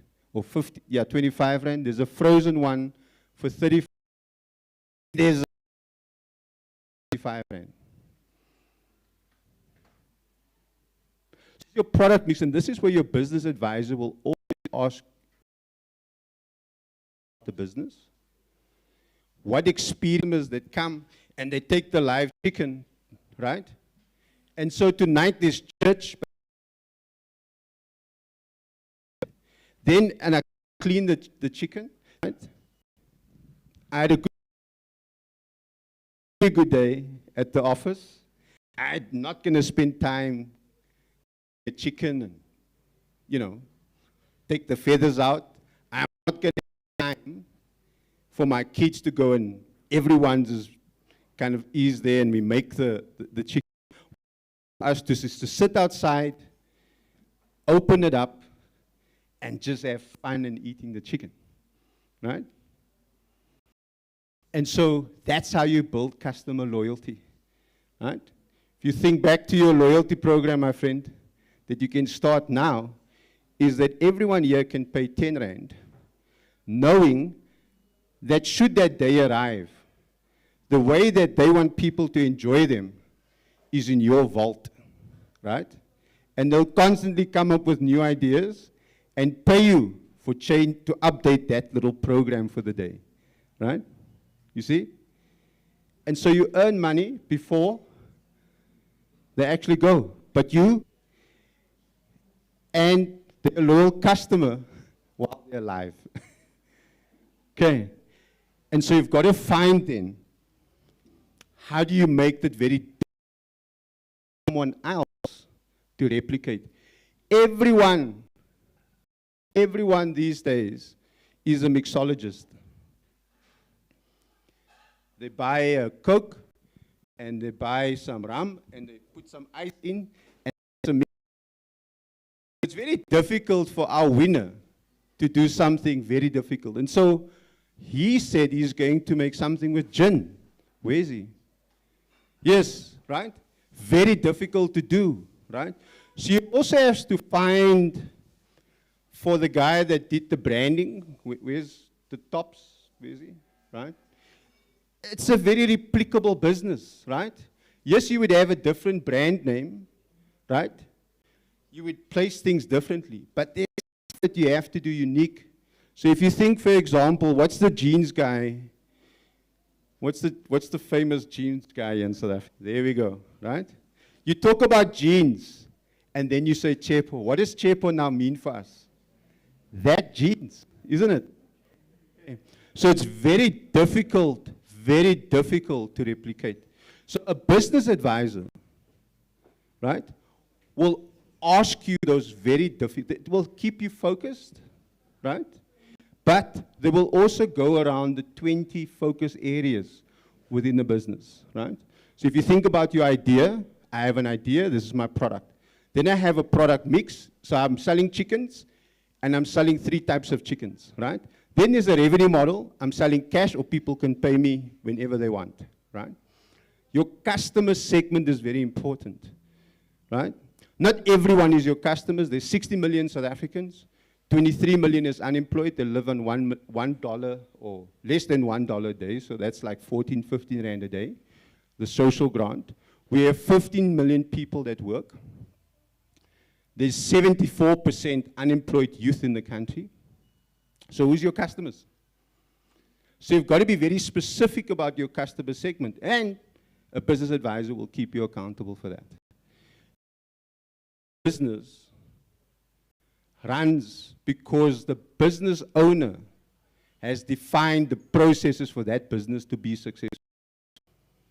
Can I say that again? Your business is successful when you're not there. Okay? So I sit with him quite a bit, and everything that you see here is extremely well planned. Everything has a logic behind it. In fact, we spoke last night, and the team wanted to leave. I think it was somewhere around 2:07 or somewhere around there. And it's like, guys, I know you want to go, but there's something, right? So every business is successful because of business processes. But for 2 reasons. 2 reasons. They don't have a handle on their finances, right? There's a difference between your life and your business. And yes, there's a thin line, the same way that there's business advisory, mentorship. Your business money goes into your business. If you borrow money to it, it's a director's loan, you can get it back. Okay. So your business advisor will keep you accountable for that. The other one is legal. You must have a legal, it's clientele also have that, isn't it? 17 rand a month or something. Very cheap. Yeah, lawyers are not expensive, it's 17 rand. Okay, so if you don't want to fail in your business, those are the 5 things for me that's critical. I had a great experience when I had an ambassador, somebody that liked my hair and said, oh, and you sell a good product? And so that person is not a customer. Do you have this in front? Yeah, okay. I just wanted to look good for the camera. As you find somebody that's not your customer, but they get into spaces where you will never be. They either sit with the minister, or they sit in the church and they're very close to the preacher, or they somewhere else, right? But they will always say, that guy makes mixes, right? I've never tasted it, but when I've seen some people have it, why didn't you call him and get him for your next party, right? And this guy doesn't even drink, right? But then you have the other guy. He's a mover, shaker. He had Sims's bar. He looks the gap, and so you give him, you know, the top, and he wears it. This for 50 bucks, but if you get it from me, you can get it 45 bucks, right? You sell it to him for 40 rand. Why? because you are busy working in your business, making these things, and you want somebody else out there. So find as many as possible guys with the gift of the gab, right? That's what we call them, right? They are places where you will never go, and they're forever, forever, forever selling something, right? When who here has more than 5 businesses that they're trying to build? You know, like a construction company, and then a catering company, and then a clothing company, and then a party company, and then what else is there? Professional services company, like all of that. No one knows what you're selling. It's like, okay, so when are you selling construction? Tuesdays, okay. Yes. Look, I think today, in fact, we do know, during this pandemic, that 30% of employed South Africans, right? Employed South Africans have side hustles, right?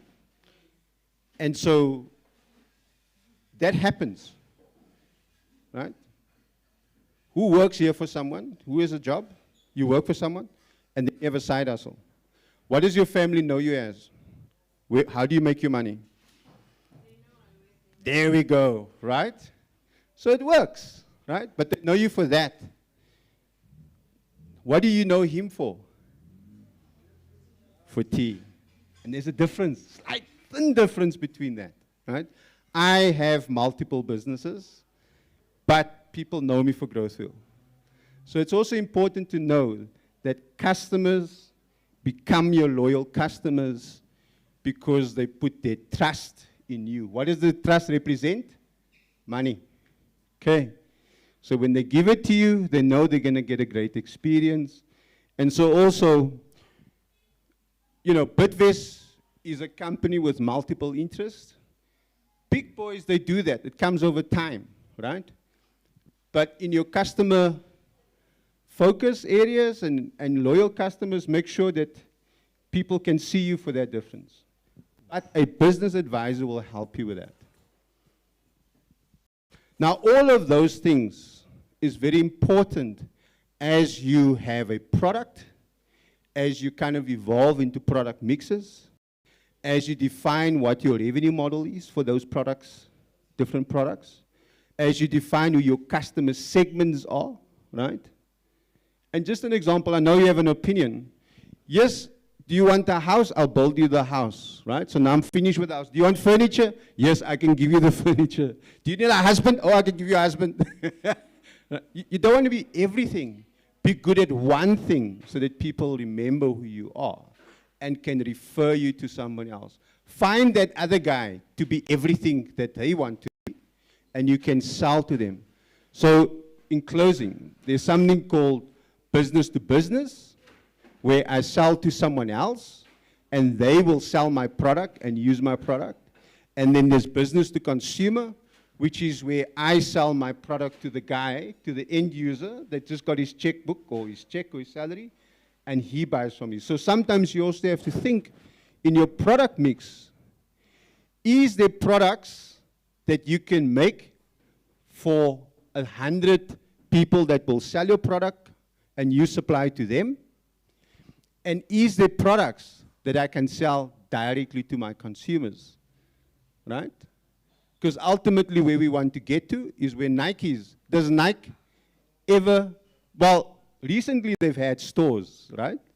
Recently they've had stores, but they've always sold through other networks.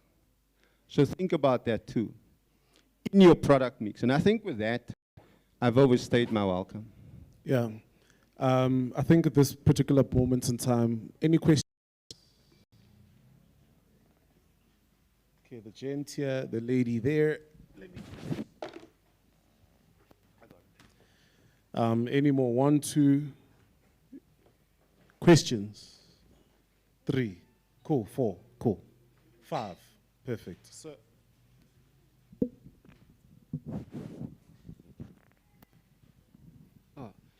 hello, buddy.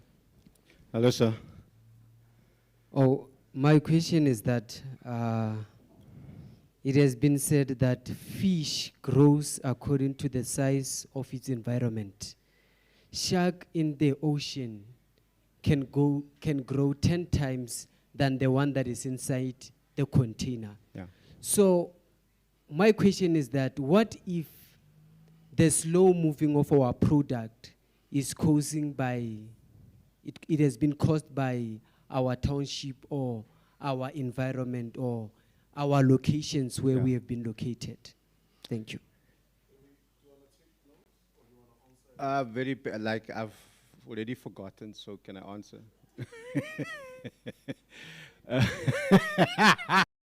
This is that 17 when you carry it forever. So, by the way, you will only remember 5% of whatever has been said today, Monday. So make notes, right? Fortunately, we also have technology so you can go record and play, right? But just know that when you 7 minutes, they will only remember 24 seconds. Make a mental note. So that's a very interesting thing for us, right? There's something called blue ocean and red ocean. Have everyone heard about it? So who has walked down Johannesburg and then all you see is the cell phone repair shops, right? You pass one shop, there's a cell phone repair shop. Another one, there's a cell phone repair shop. There's, you know, it's called red ocean when everyone is doing the same thing, right? Everyone is doing the same thing, and is look different. Is the blue ocean, right? So what he does, instead of fixing phones and selling phones, yeah, he beautifies the phones. He's in the same lane, but he doesn't fix phones.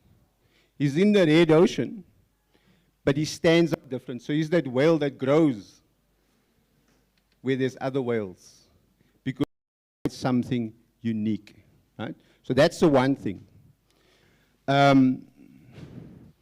Everyone here is on Facebook. Have we seen Mark Zuckerberg? Have we seen him? Did he come to any of our townships? He enables us to be everywhere. Who makes you think that someone in Shanghai is not interested in your app where they can put down exactly how they want to have this experience in their death? What makes you think that you can't sell from here into Shanghai? Yes, and that's why, do you have a business advisor? Do you have a business advisor? Right, have you gone out and sell something outside of South Africa? So what do you need to find?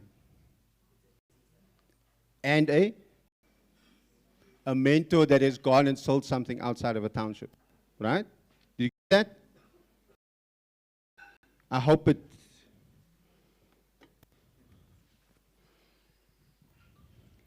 Thank you very much.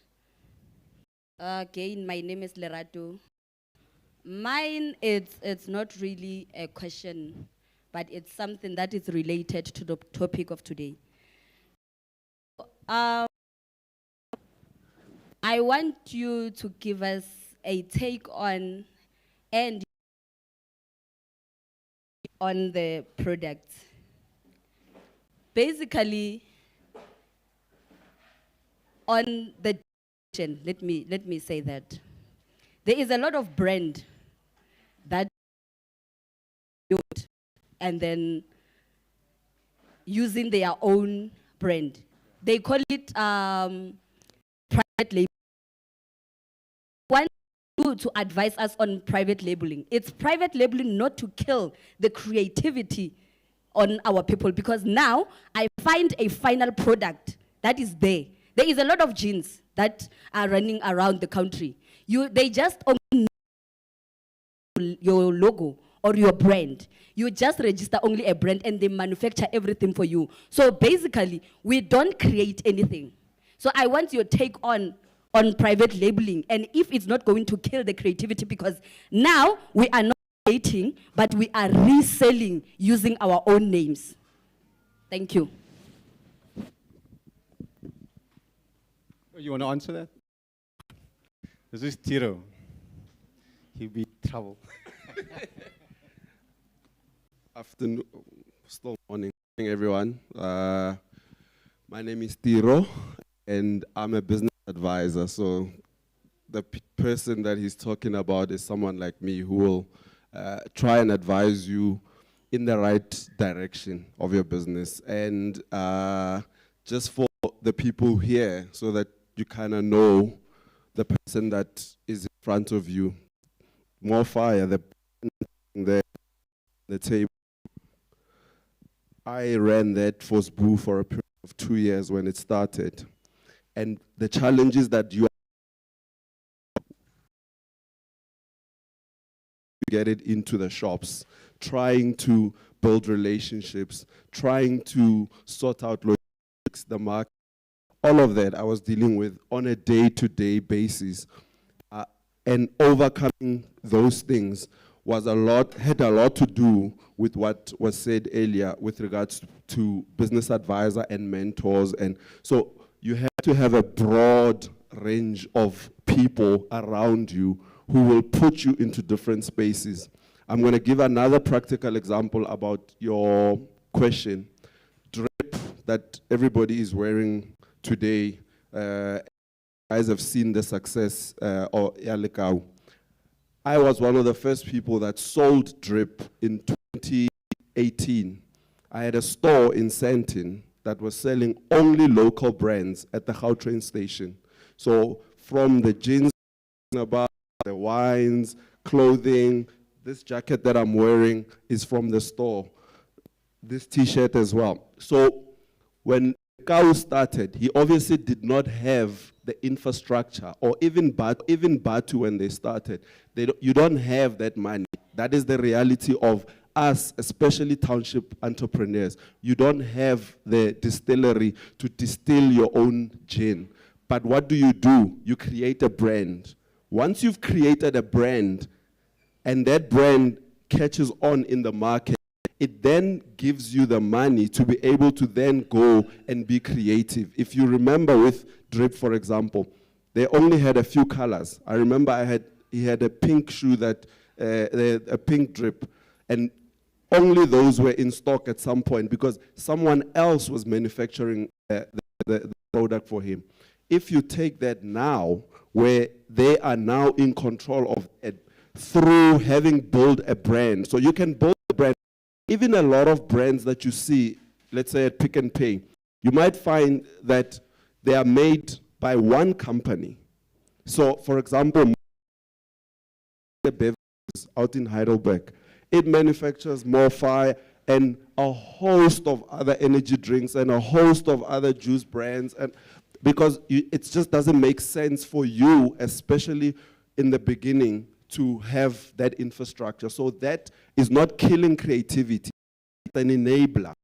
It enables you to then differentiate yourself in the market, and then the market respectively to then you will make the money to be able to create and build your own factory so that you can create it. I mean, I was speaking to someone yesterday. So I have a liquor distribution company. Distributes only black-owned gins, wines, you name it, anything in the alcohol industry. And this created a tonic water called Dash and More. And it's been more is being manufactured. But the discussion we were having with him, he had his own plant because Clear Beverages, they don't allow him to manufacture the what people expect from a tonic, because the market has been told that the tonic can should be this size. So it's making selling then the price is higher than the regular drinks. But for now, the advice is because he's building the brand, he's using doesn't kill creativity. To answer you shortly, we must use the resources that are available to us to create. Once you have the brand gone, you can do whatever with that brand. Does that make sense? Does that answer your question?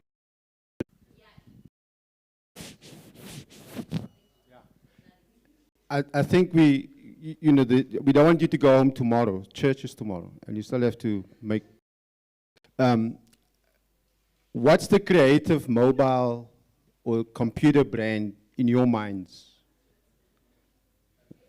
Apple?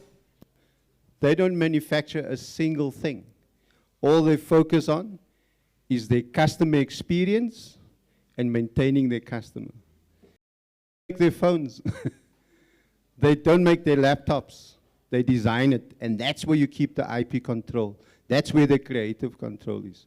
So, but that goes back to when you have your product and your product mix, it's got to be linked to your business model.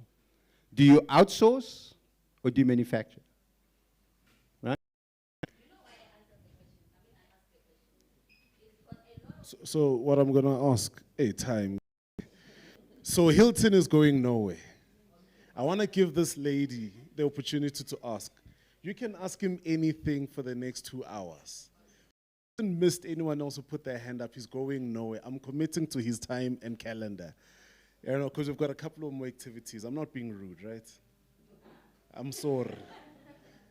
Please ask your question. I'm sorry for being rude. Just time. Hi, good afternoon, everyone. My name is Tepo. My question goes out, how do I find a mentor? I find it very challenging to approach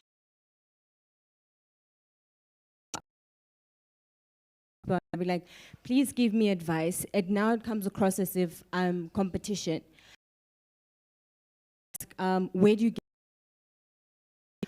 who are your suppliers? Then they tell you, no, you'll have to pay me in order to give you that. Where do I position myself in order to be able to find? Right? Okay. Did you see how, like your whole makeup thing is stand out? See?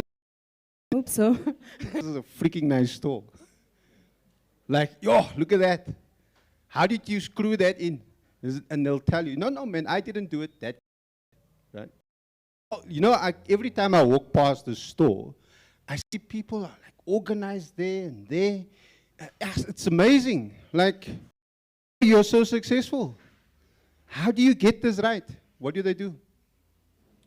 You need to pay them. To pay. Right? Yeah. So you say, I found this and I buy my shampoo for 5 rand. It used to be 10 rand there. They go on special on Sundays before the preach, right?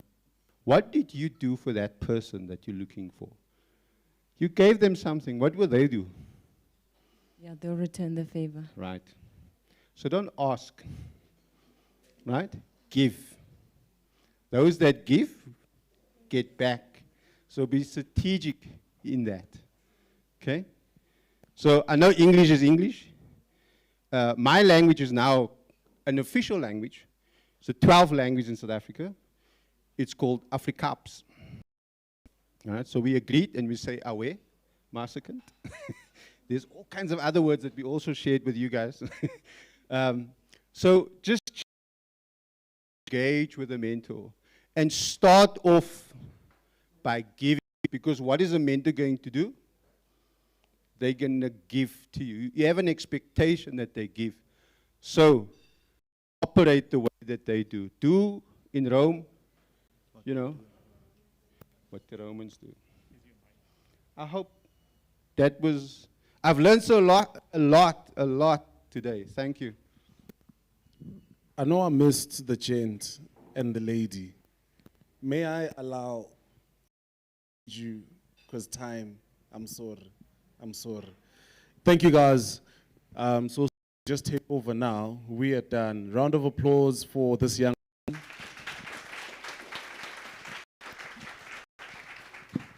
Thank you. All right, thank you, gentlemen. Our Please, can you come to the front? Give our exhibitors an opportunity to. We're going to give our exhibitors an opportunity to about their businesses and their products. So let's give them a round of applause.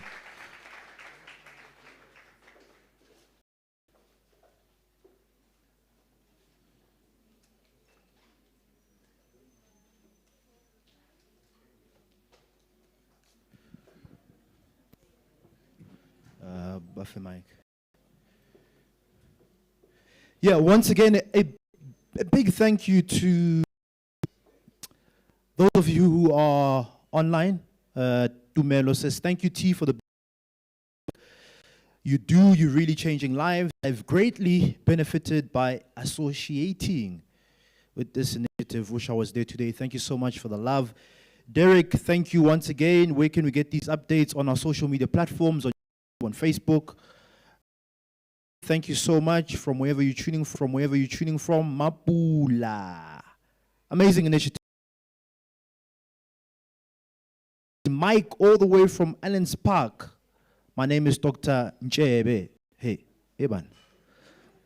Owner and founder of Nchebe Lifestyle Brand. I'm trying to see this profile picture if there's Nchebe. No, there is. So much to our online community exhibitors. I am going to give you a minute. We'll start with the lady on my right to tell us who you are. And please take center stage. The platform, you can begin, my sister. Alrighty. Hi, everyone. My name is Lerato Tlamini. I am a distributor kwa umgalelo.africa. So this is not my brand. I'm actually a reseller. I buy and then I come and sell to get 100% retail. So what I'm selling is skin products. I'm gonna show you my products. So we've got a tissue oil, and I'll tell you the benefits as well. I have these products on my hand. We've got the lotion, and we've got 2 soaps, Restore soap, and Purify. Struggling with eczema, acne, dark spots, pimples, wrinkles, then Umgalelo is your solution. And I've got a current products that I've been showing you now. You get a free scrub that is worth 150, or you can choose and you can get a facial steam that is also worth 150. So if you buy you actually get a from these 2 items. So this is what. Thank you so much, my sister.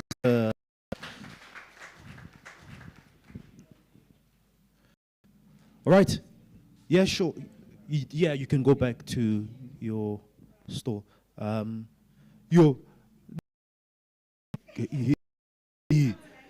the seats. Okay. Whoever wants to take the mic. My sister, your time starts now. Okay, good day, everyone. My name is Bapu. I'm the founder of House of La Rona. We sell clothing for the whole family. We specialize with t-shirts. This is our bestsellers. They have the African map. So most of the stuff that we sell have the African map because we are inspired by Africa.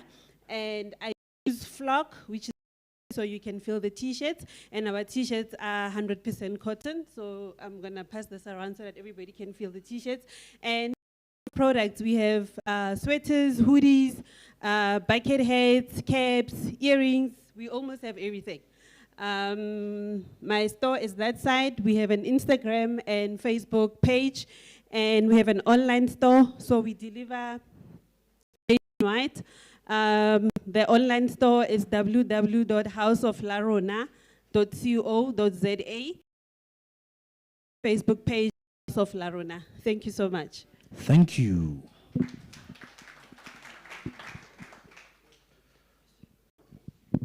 Right. Hello, everyone. I'm Lebza the Jeweler, founder of Lebu M Jewelry. We are a jewelry manufacturing company that specializes in bespoke jewelry, diamond evaluations, and watchmaking services. I'm a goldsmith and writer. We are based at Rand Refinery, number 1, Refinery Road, Rand Refinery Jewelry Village in Germiston. So with bespoke services, we interpret your idea into an actual jewelry piece. We also, on social media, on Instagram, we are at Lebu M Jewelry Pty Ltd. On Facebook, Lebu M Jewelry, and our contact numbers are 063 101 2641. Yeah. Thank you. Our email is admin@jewelry.co.za. So we are compliant with Proudly South African. We are a member. We are also compliant with the and regulator. Our stall is here. You'll see us. We're the only store with jewelry. You'll explore our jewelry collection. Thank you, guys. Thank you, Lebza.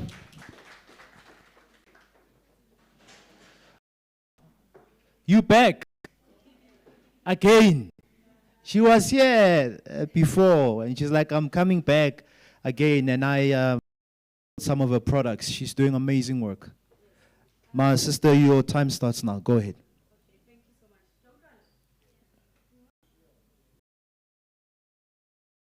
Guys, so my name is Dinyiko Ngubeni, and I am the founder of a company called Manifest Kids. So the company is strictly involved in teaching children how to save. It's all about the kids, and it's about teaching them good financial habits. What inspired me to start the business was that, guys, I was so terrible, especially after I finished varsity. Like, it became so real, guys, that mistake and I realized that I was taught from an early age, maybe I could avoid making so many mistakes. So we offer 2 products as Manifest Kids. The first one is that we do workshops for kids. So maybe if you have a crash or maybe unalebo meba society, I can get there and teach children about money. And yeah, that's what we do. That's the first service. And then the second thing that we do is that we sell these. So we've got the paraboxy, we've got the purse taba, and okay, Twitter, you can find me as Dinyiko Ngubeni. That's on Twitter, Instagram, like all around. Yeah, like you can please come outside, guys, like I'm a nice person, and then we can talk about it going forward. Thank you. Yes, thank you very much. She also has, like, teen, one of the teen. Kenya, never look.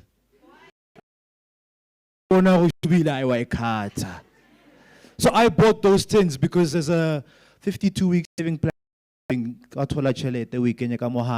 just to be disciplined.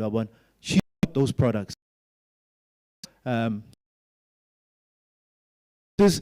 we wish you with your businesses onwards and upwards. Let's give our exhibitors a round of applause. Thank you. Thank you. So, for the next 10 minutes, if you are sitting with the person that you came with,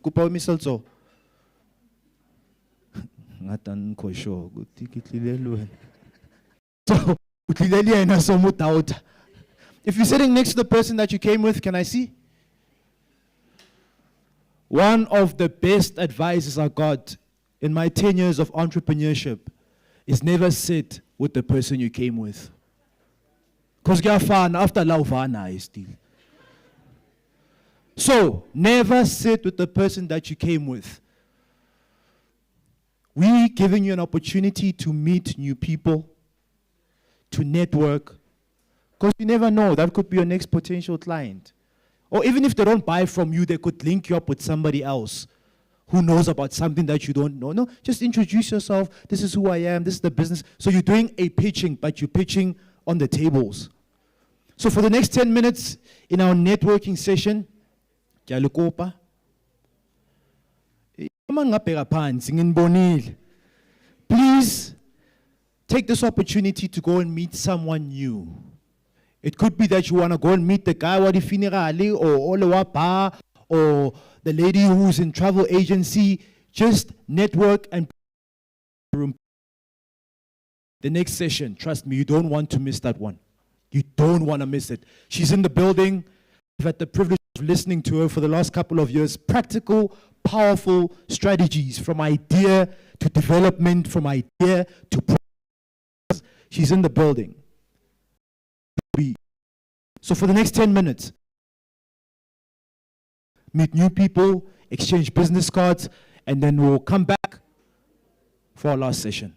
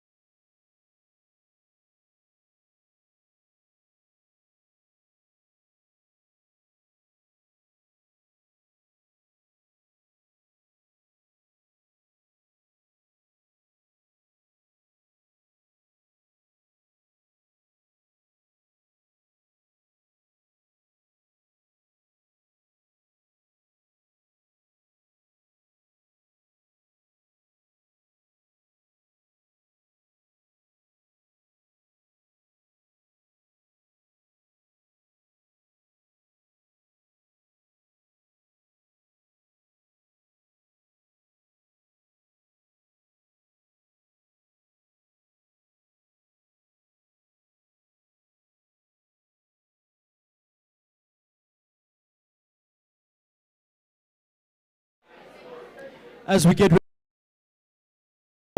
We'll continue networking afterwards.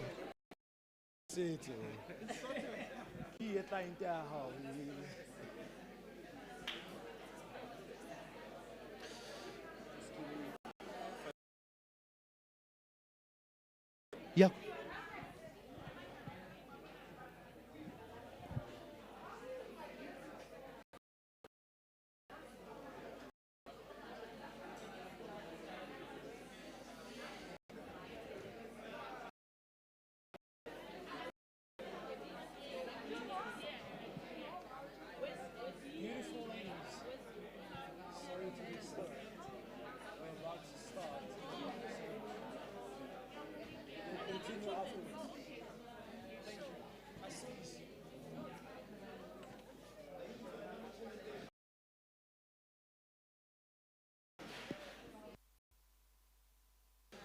All right, we're now heading over to our last part of the session.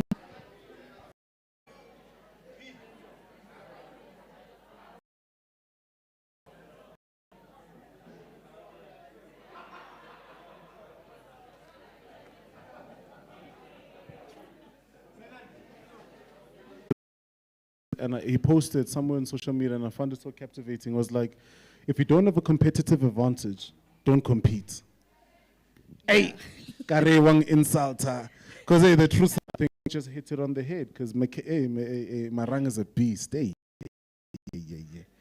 You're making me feel very anxious. Like I'm feeling butterflies that I haven't felt in a long time because like the measure up. Now you keep just as we've sort of maybe just as Being a small business, you're forever a small business. But then let's look at why did this happen. And that's how I ended up starting Business Process Mechanics. It was really to help people to understand what is it in your business that you could do to improve, just to even get you one level up. Because you got to do this incrementally. You're not going to wake up from being a small fry to just boom, whatever. Those are once in a million. Right? So I could help and into different.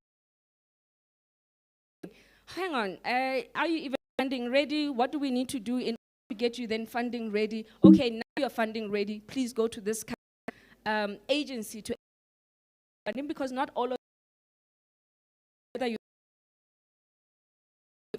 you know your requirement for funding. Be it, do you need competency? So competency, I mean you need of people that you want to. There's another gap. Encourage people to become entrepreneurs, but nobody has had formal business looks like. And that puts you at a disadvantage because you're just going to be constantly or some for reference to it. Aspects, and there's multiple aspects. Some people have never seen an entrepreneur before. What it teaches you with doing the business model canvas is you can quickly build out that idea. So I want to sell ice, no problem. Who's going to be my customer? How am I going to distribute it? And whatever. You're forced to think about those questions, right? So if you do the idea, quick for you to then decide, this is a crap one. I'm going to throw it out.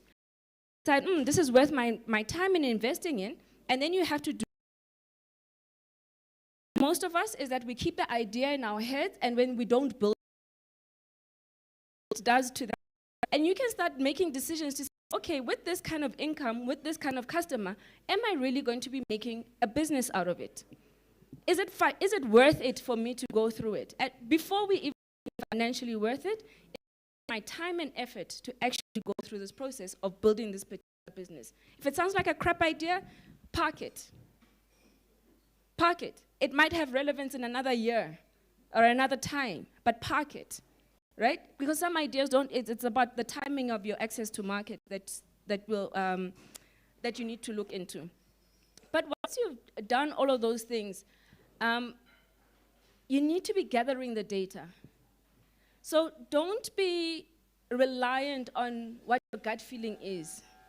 So what I mean by that is looking at business and you look at product and you're trying to develop a product or service, Today you're waking up, you're frustrated because I ain't getting any money. And you're looking for more ideas about it and stuff like that, but you're actually going to then sit with your friends and ideate on this thing without actual data about what's going on in that business, in your own business. I ain't getting money, you don't understand, is is this normal at this time of the year, or is it just because it's this year? Is it normal at this time of the month, or is it just this week, right? Because if you're collecting data, and by collecting data, I mean like collect every transaction that is coming into the business. Write it, including the time that you take the money to service yourself. Of it. When people are buying from you, don't just take it for, okay, at least marang orekile. Why reka? What's your interest in my product and stuff like that? Oh, okay, this is a common problem. Do you know other people with this kind of problem? That what were you using before you were using my product? Right? Collect it. Survey your customers. Ask them the questions. Keep asking them the questions. Keep the data.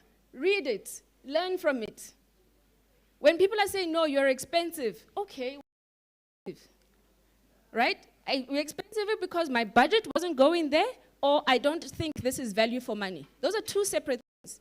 Because if you're expensive because my budget wasn't there, then we can talk about how else I can make it budget friendly for you. So, do I give you payment terms, go ahead, it's a loan, go ahead, it's something else. But if it is a value thing, then we must then question, why is this not making sense to you? You might find that I actually don't need the product. It's short like one or two things, and if it had one of those two things, then maybe I would buy it. But that's information that you use and say, do I then add it to my offering or don't I? And maybe if you don't, because not everybody is meant to be your customer. Sure, and I think that's the almost part, because you sort of consider, you sort of hear an entrepreneur in your, so with sponsors, anyone can buy this Colgate and everyone can use it. How important is that to be able to adequately segment a market? Because there's a part of us sometimes as an entrepreneur when you're sitting there feeling like, yo, if I sell it to a certain age group and a certain gender type, I feel like ngizoluza le mali ya laba abanye, you know? So you then almost feel like, maybe let me try and sell to all of them at different intervals, and you sort of spread yourself thin, because at the back of your head you're thinking, I need to keep the cash coming in one way or another. So, less you know about your customers' pain points, the harder it is to market it. People are buying from you. Why do they need? You can't. His body wouldn't. If rather, the moment you told us about the eczema, the stretch marks, trust you me, the lady's eyes were popping.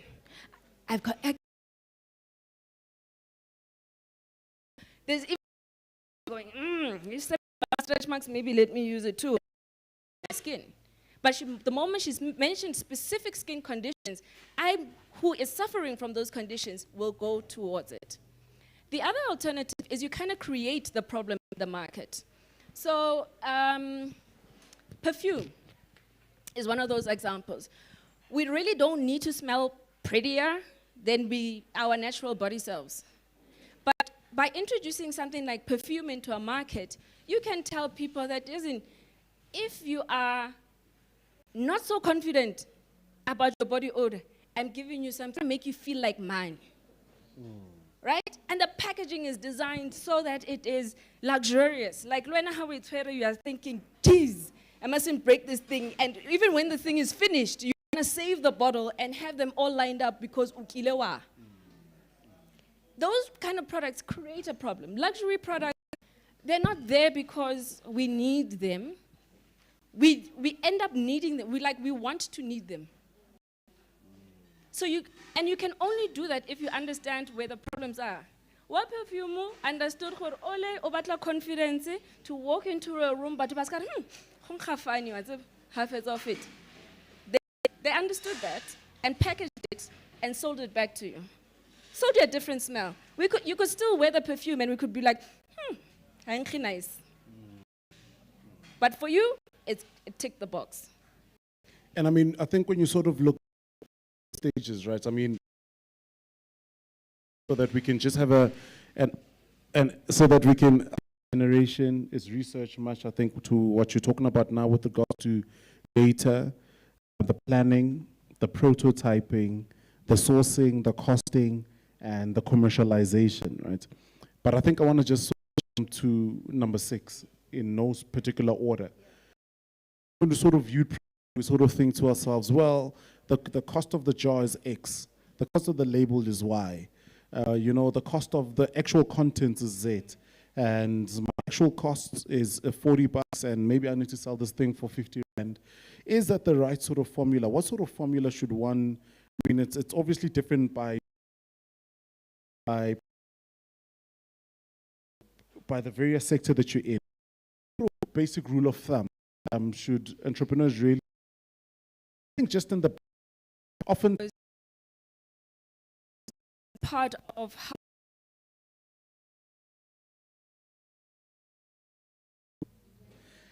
now, give me your beauty products, Nzotshela, you know, give me your caps.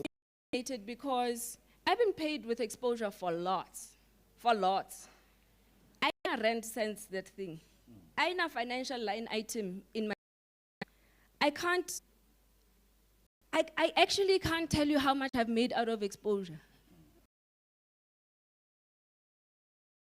On the other hand, there's influencer marketers or any, is it saying I'm going to be an influencer? But if you know that these are the people that who I want to keep as customers or attract as customers and who I don't want. Again, luxury brands do this very well. So an example, like in the hip hop industry, for a long time they didn't want them driving Bentleys or anything like that because rap music and hip hop music was just associated with very negative connotations. What did they do? Puff Daddy went and made their money, went and bought it anyway, and put it in their videos. Bentley's like cringing on some, no, we don't even advertise our brand, not even in those spaces. Guess what? Those guys decided they don't care. But over time, because they saw who is buying it, the profile of this hip-hop artist becoming a mogul, right? Now they're calling the Jay-Z's of the world to say, come by. And it becomes one of the first people to own it. Changes the perception completely. But for a long time, they were not the target market. They were not the customer, would not even advertise to them, would not even allow them. I think it was Justin Bieber that got into trouble for buying a Ferrari and then he painted it pink. It was a Porsche Ferrari and painted it pink. And they were so upset. Like, that's not even the color we go for. We want to go for like more masculine, more, you know, bold colors, but not pink. But he did it anyway. Put it on social media, got lots and lots of traffic. So I could ask more questions, but I'm not. Questions. Because, and I just want to say something about questions, right? She's amazing at everything entrepreneurship. And you are here, and everyone is here for a specific reason. And success favors the brave. Just ask away. You lose nothing by asking and getting it out of your chest instead of sitting at home and then you're still gonna Google and then you're gonna bother yourself and you're thinking about the very same thing, right? I'm also not shy to say I don't know the answer. Exactly. So questions, my good brother here, Evans, will just move around the room. Any questions? There's a hand. Yeah, because I deprived you the last time, right? The topic, hi. Just on the topic that you were literally just talking about perception, the perceived value of something. In the setting that we're in, the township setting, and going into a market that may not see you as valuable, may not see what you're selling as valuable, I just want to ask, what is your advice in terms of changing the perception? Is it like, just in the sense that, do you think that it's attainable with and in of yourself, or do you have to step out of yourself to be able to say, hey, person of you, me, to change perceptions, because it also ties in with this thing of, I put it as affiliate marketing or influencership. Do you get me? So, because sometimes it is a matter of we, in and of ourselves, lack value, the perception, the perceived value. And so we look outside of ourselves and we say, oh, this person, everybody sees them as valuable, therefore they will elevate my brand. So I just want to ask you in that, I don't know if it made sense, but in that sense, how then do you step out of that perceived value within yourself? How do you deal with that in order to get out of that box? So you got to get out of your own headspace as well, right? Because if you're sitting and interrogating value only from your own mindset, your own belief system, who you are, you're always going to be stuck because you're almost only servicing yourself. You're not understanding what is value to the person that you're selling to. So if that person that you're selling to, you don't share the same values, that's always going to be an issue, right? It's going to be an issue because you won't understand where their logic their logic of how they perceive certain products and services is going to be based on. If you then go into that space and talk to them, so let me use e-commerce as an example. For years, we were told that there's no space for e-commerce in townships, right? And I'm not sure if it's that completely gone away. There's still people who say, but because habana di bank card, babatlo sebedisa cash fela, habatsepe technology because they don't know it, and all of those things, which is completely untrue. And this past year and a half or so has proved it to be completely untrue. The value that was then created in that is that we then got to realize that people want the convenience. The value in the e-commerce shopping wasn't being able to pay online and whatever convenience you have. We just never saw the township market to want that kind of value. Who sat with that perception? It was the likes of a Pick and Pay, it was the likes of, and I hope I'm not getting in trouble for mentioning them, but it was there was never going to come this side. Let's leave it there. You know, type of question, let people vote on it. Follow-up question. You could literally spend a week just doing that kind of thing with in it, right? So ask them one question, okay, you get a population.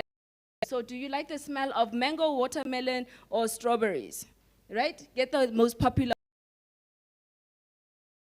If we created one strawberry, seeing that everybody voted for strawberry and stuff, would you like it in this bottle, this tub, or as a squeegee thing, right? Next, for this new product and you can really put a on it. Obviously, you're going to take the product that had the most votes. So if everybody's voting strawberry, why are you going to go do a mango flavor? The people that are following, that's how you then use the data decisions going forward, right? A different example. So let's look, right? If we're going to look at our over a period of a year, and you're going to look for, okay, some months it's up, down, some months looking at that last line in your bank statement that shows you the total of what's left in your account. You don't have enough information. But if you start looking at every transaction and you start recording, so how many customers are buying, what is it that is in terms of expenses, then look at the year, or is it because of something else? Go investigate why it is. And if you understand that certain time of the year, it's going to be slow and there's not going to be an income just because your product doesn't sell time of the year, then you can make decisions as to what do I need to get that income. And it could be one of two things. Either you have a product that fits in that time to buffer it, or you're then going to say, I'm going to oversell in the good months. going to oversell so much that in the bad, like a pinch. So those are the kind of decisions you could look spending so much money on storage facilities. Like Kiduzika stock is all piled up, I'm paying storage. Do I really need this inventory? I'm selling juice because clearly I'm wasting money on that storage. Money elsewhere. Somebody else then can help you, phone call for you, and link you to that person so that it can be, if that's where I'm stuck. But I assist any size business. I've assisted people with ideas, like literally an idea, and then they've thrown it out and then come back. But I ask a lot of questions.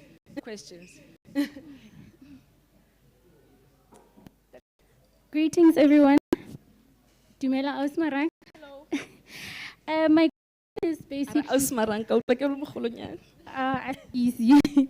My name is Liza. So, like, almost I suffer from too many ideas. So, let's say that I'm going to stick to one idea and run with it. Would you advise me to work on the idea? I'm not when you're actually not transacting, right? And when I mean by bank accounts, I'm talking under the business name. You know, budi VAT number, budding. Those things, compliance in this country does not make it easy for us to run business. And there is what the Startup Act information and separate what the Companies Act to a small business so that that much, because I tell you, for both you to register for VAT before you are making at least 2.5 bucks. Like they're killing you because you're constantly going to be paying VAT, Okolota VAT, and whatever. It's actually a cripple.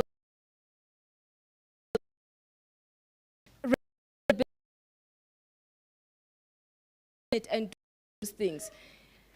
So the timing of it is quite so. A logo and it or whatever doesn't require a company certificate in order for you to do those kind of things, right?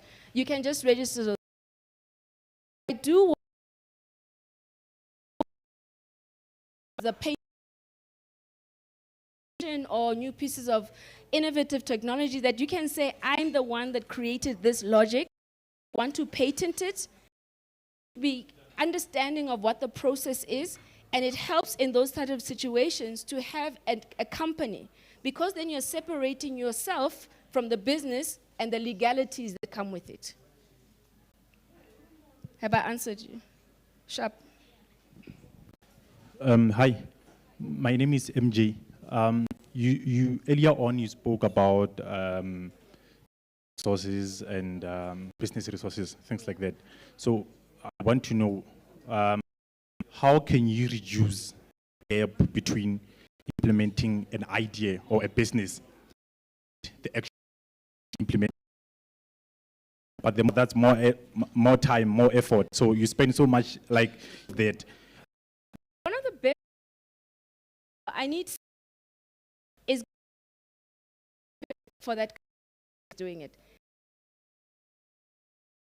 Rand that they're spending on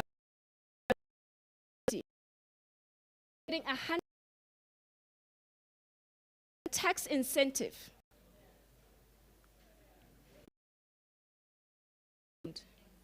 Make it make to that person. Give them financial procurement management. But if you're just saying buy for me just because I'm black, if that person is sitting there, Mariki Fanik, and don't give a damn about you being black, you're out. It's not because your product wasn't great. It's because you used blackness against her.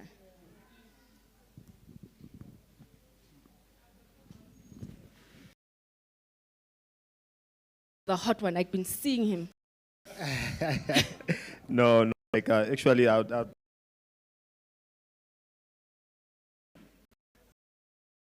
Right, thank you. When I do feedback layer, we need to Yeah. pay something. How much are you willing to pay? It will depend on how much they charge. How much are you willing to pay? That's my question. Okay, I'm ready to pay 500 for attending the session. Complain. But we'll do the survey. No. We'll do the survey. We'll do the survey and find out how much is willingness, and somewhere in there we'll find a right for everybody.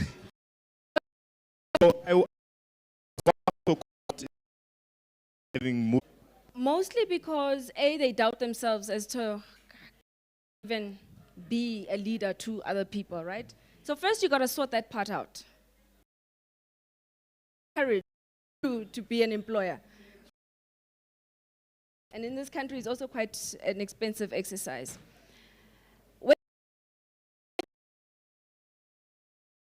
Analytics side of it.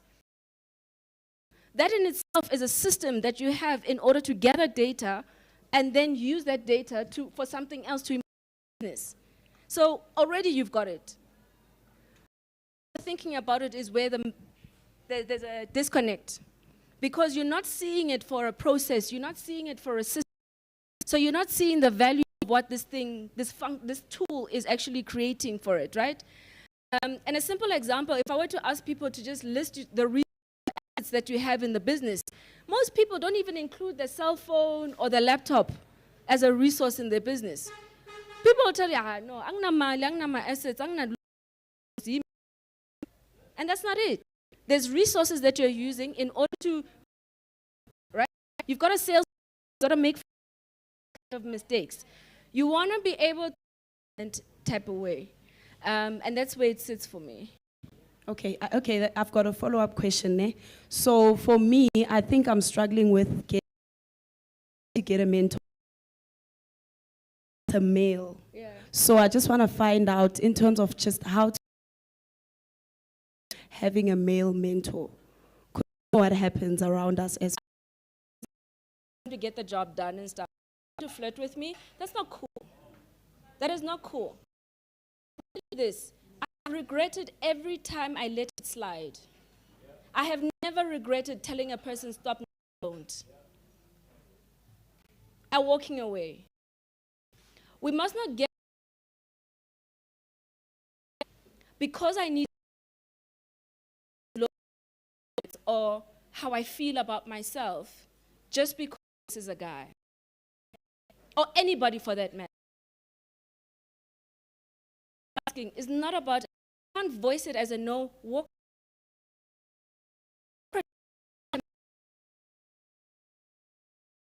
Actually stand firm with people. I don't flirt back. I'm telling them stop, no, and don't. It will never happen. I insist on them calling you Austiniko. Like just for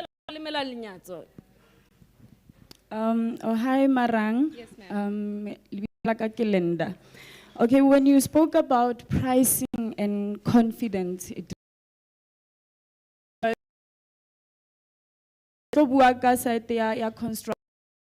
need people to come, and when you put your markup, you come across as expensive. So I just want to, I don't know, give me an advice when it comes to pricing and competition and yeah.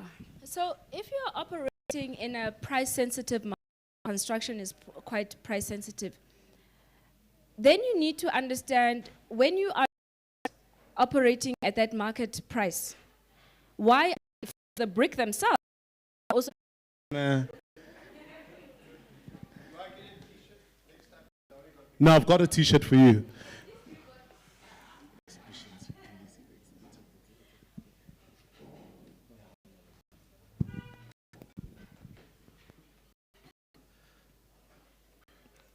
Correct me if I'm wrong, we didn't clap for you. Please can we give her an amazing round of applause.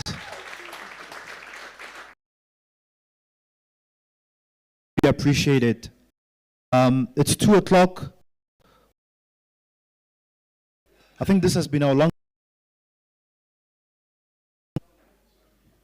but it's been worthwhile. So,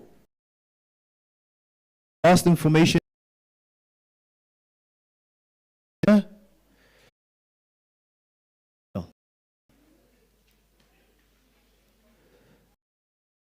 email. Email is info.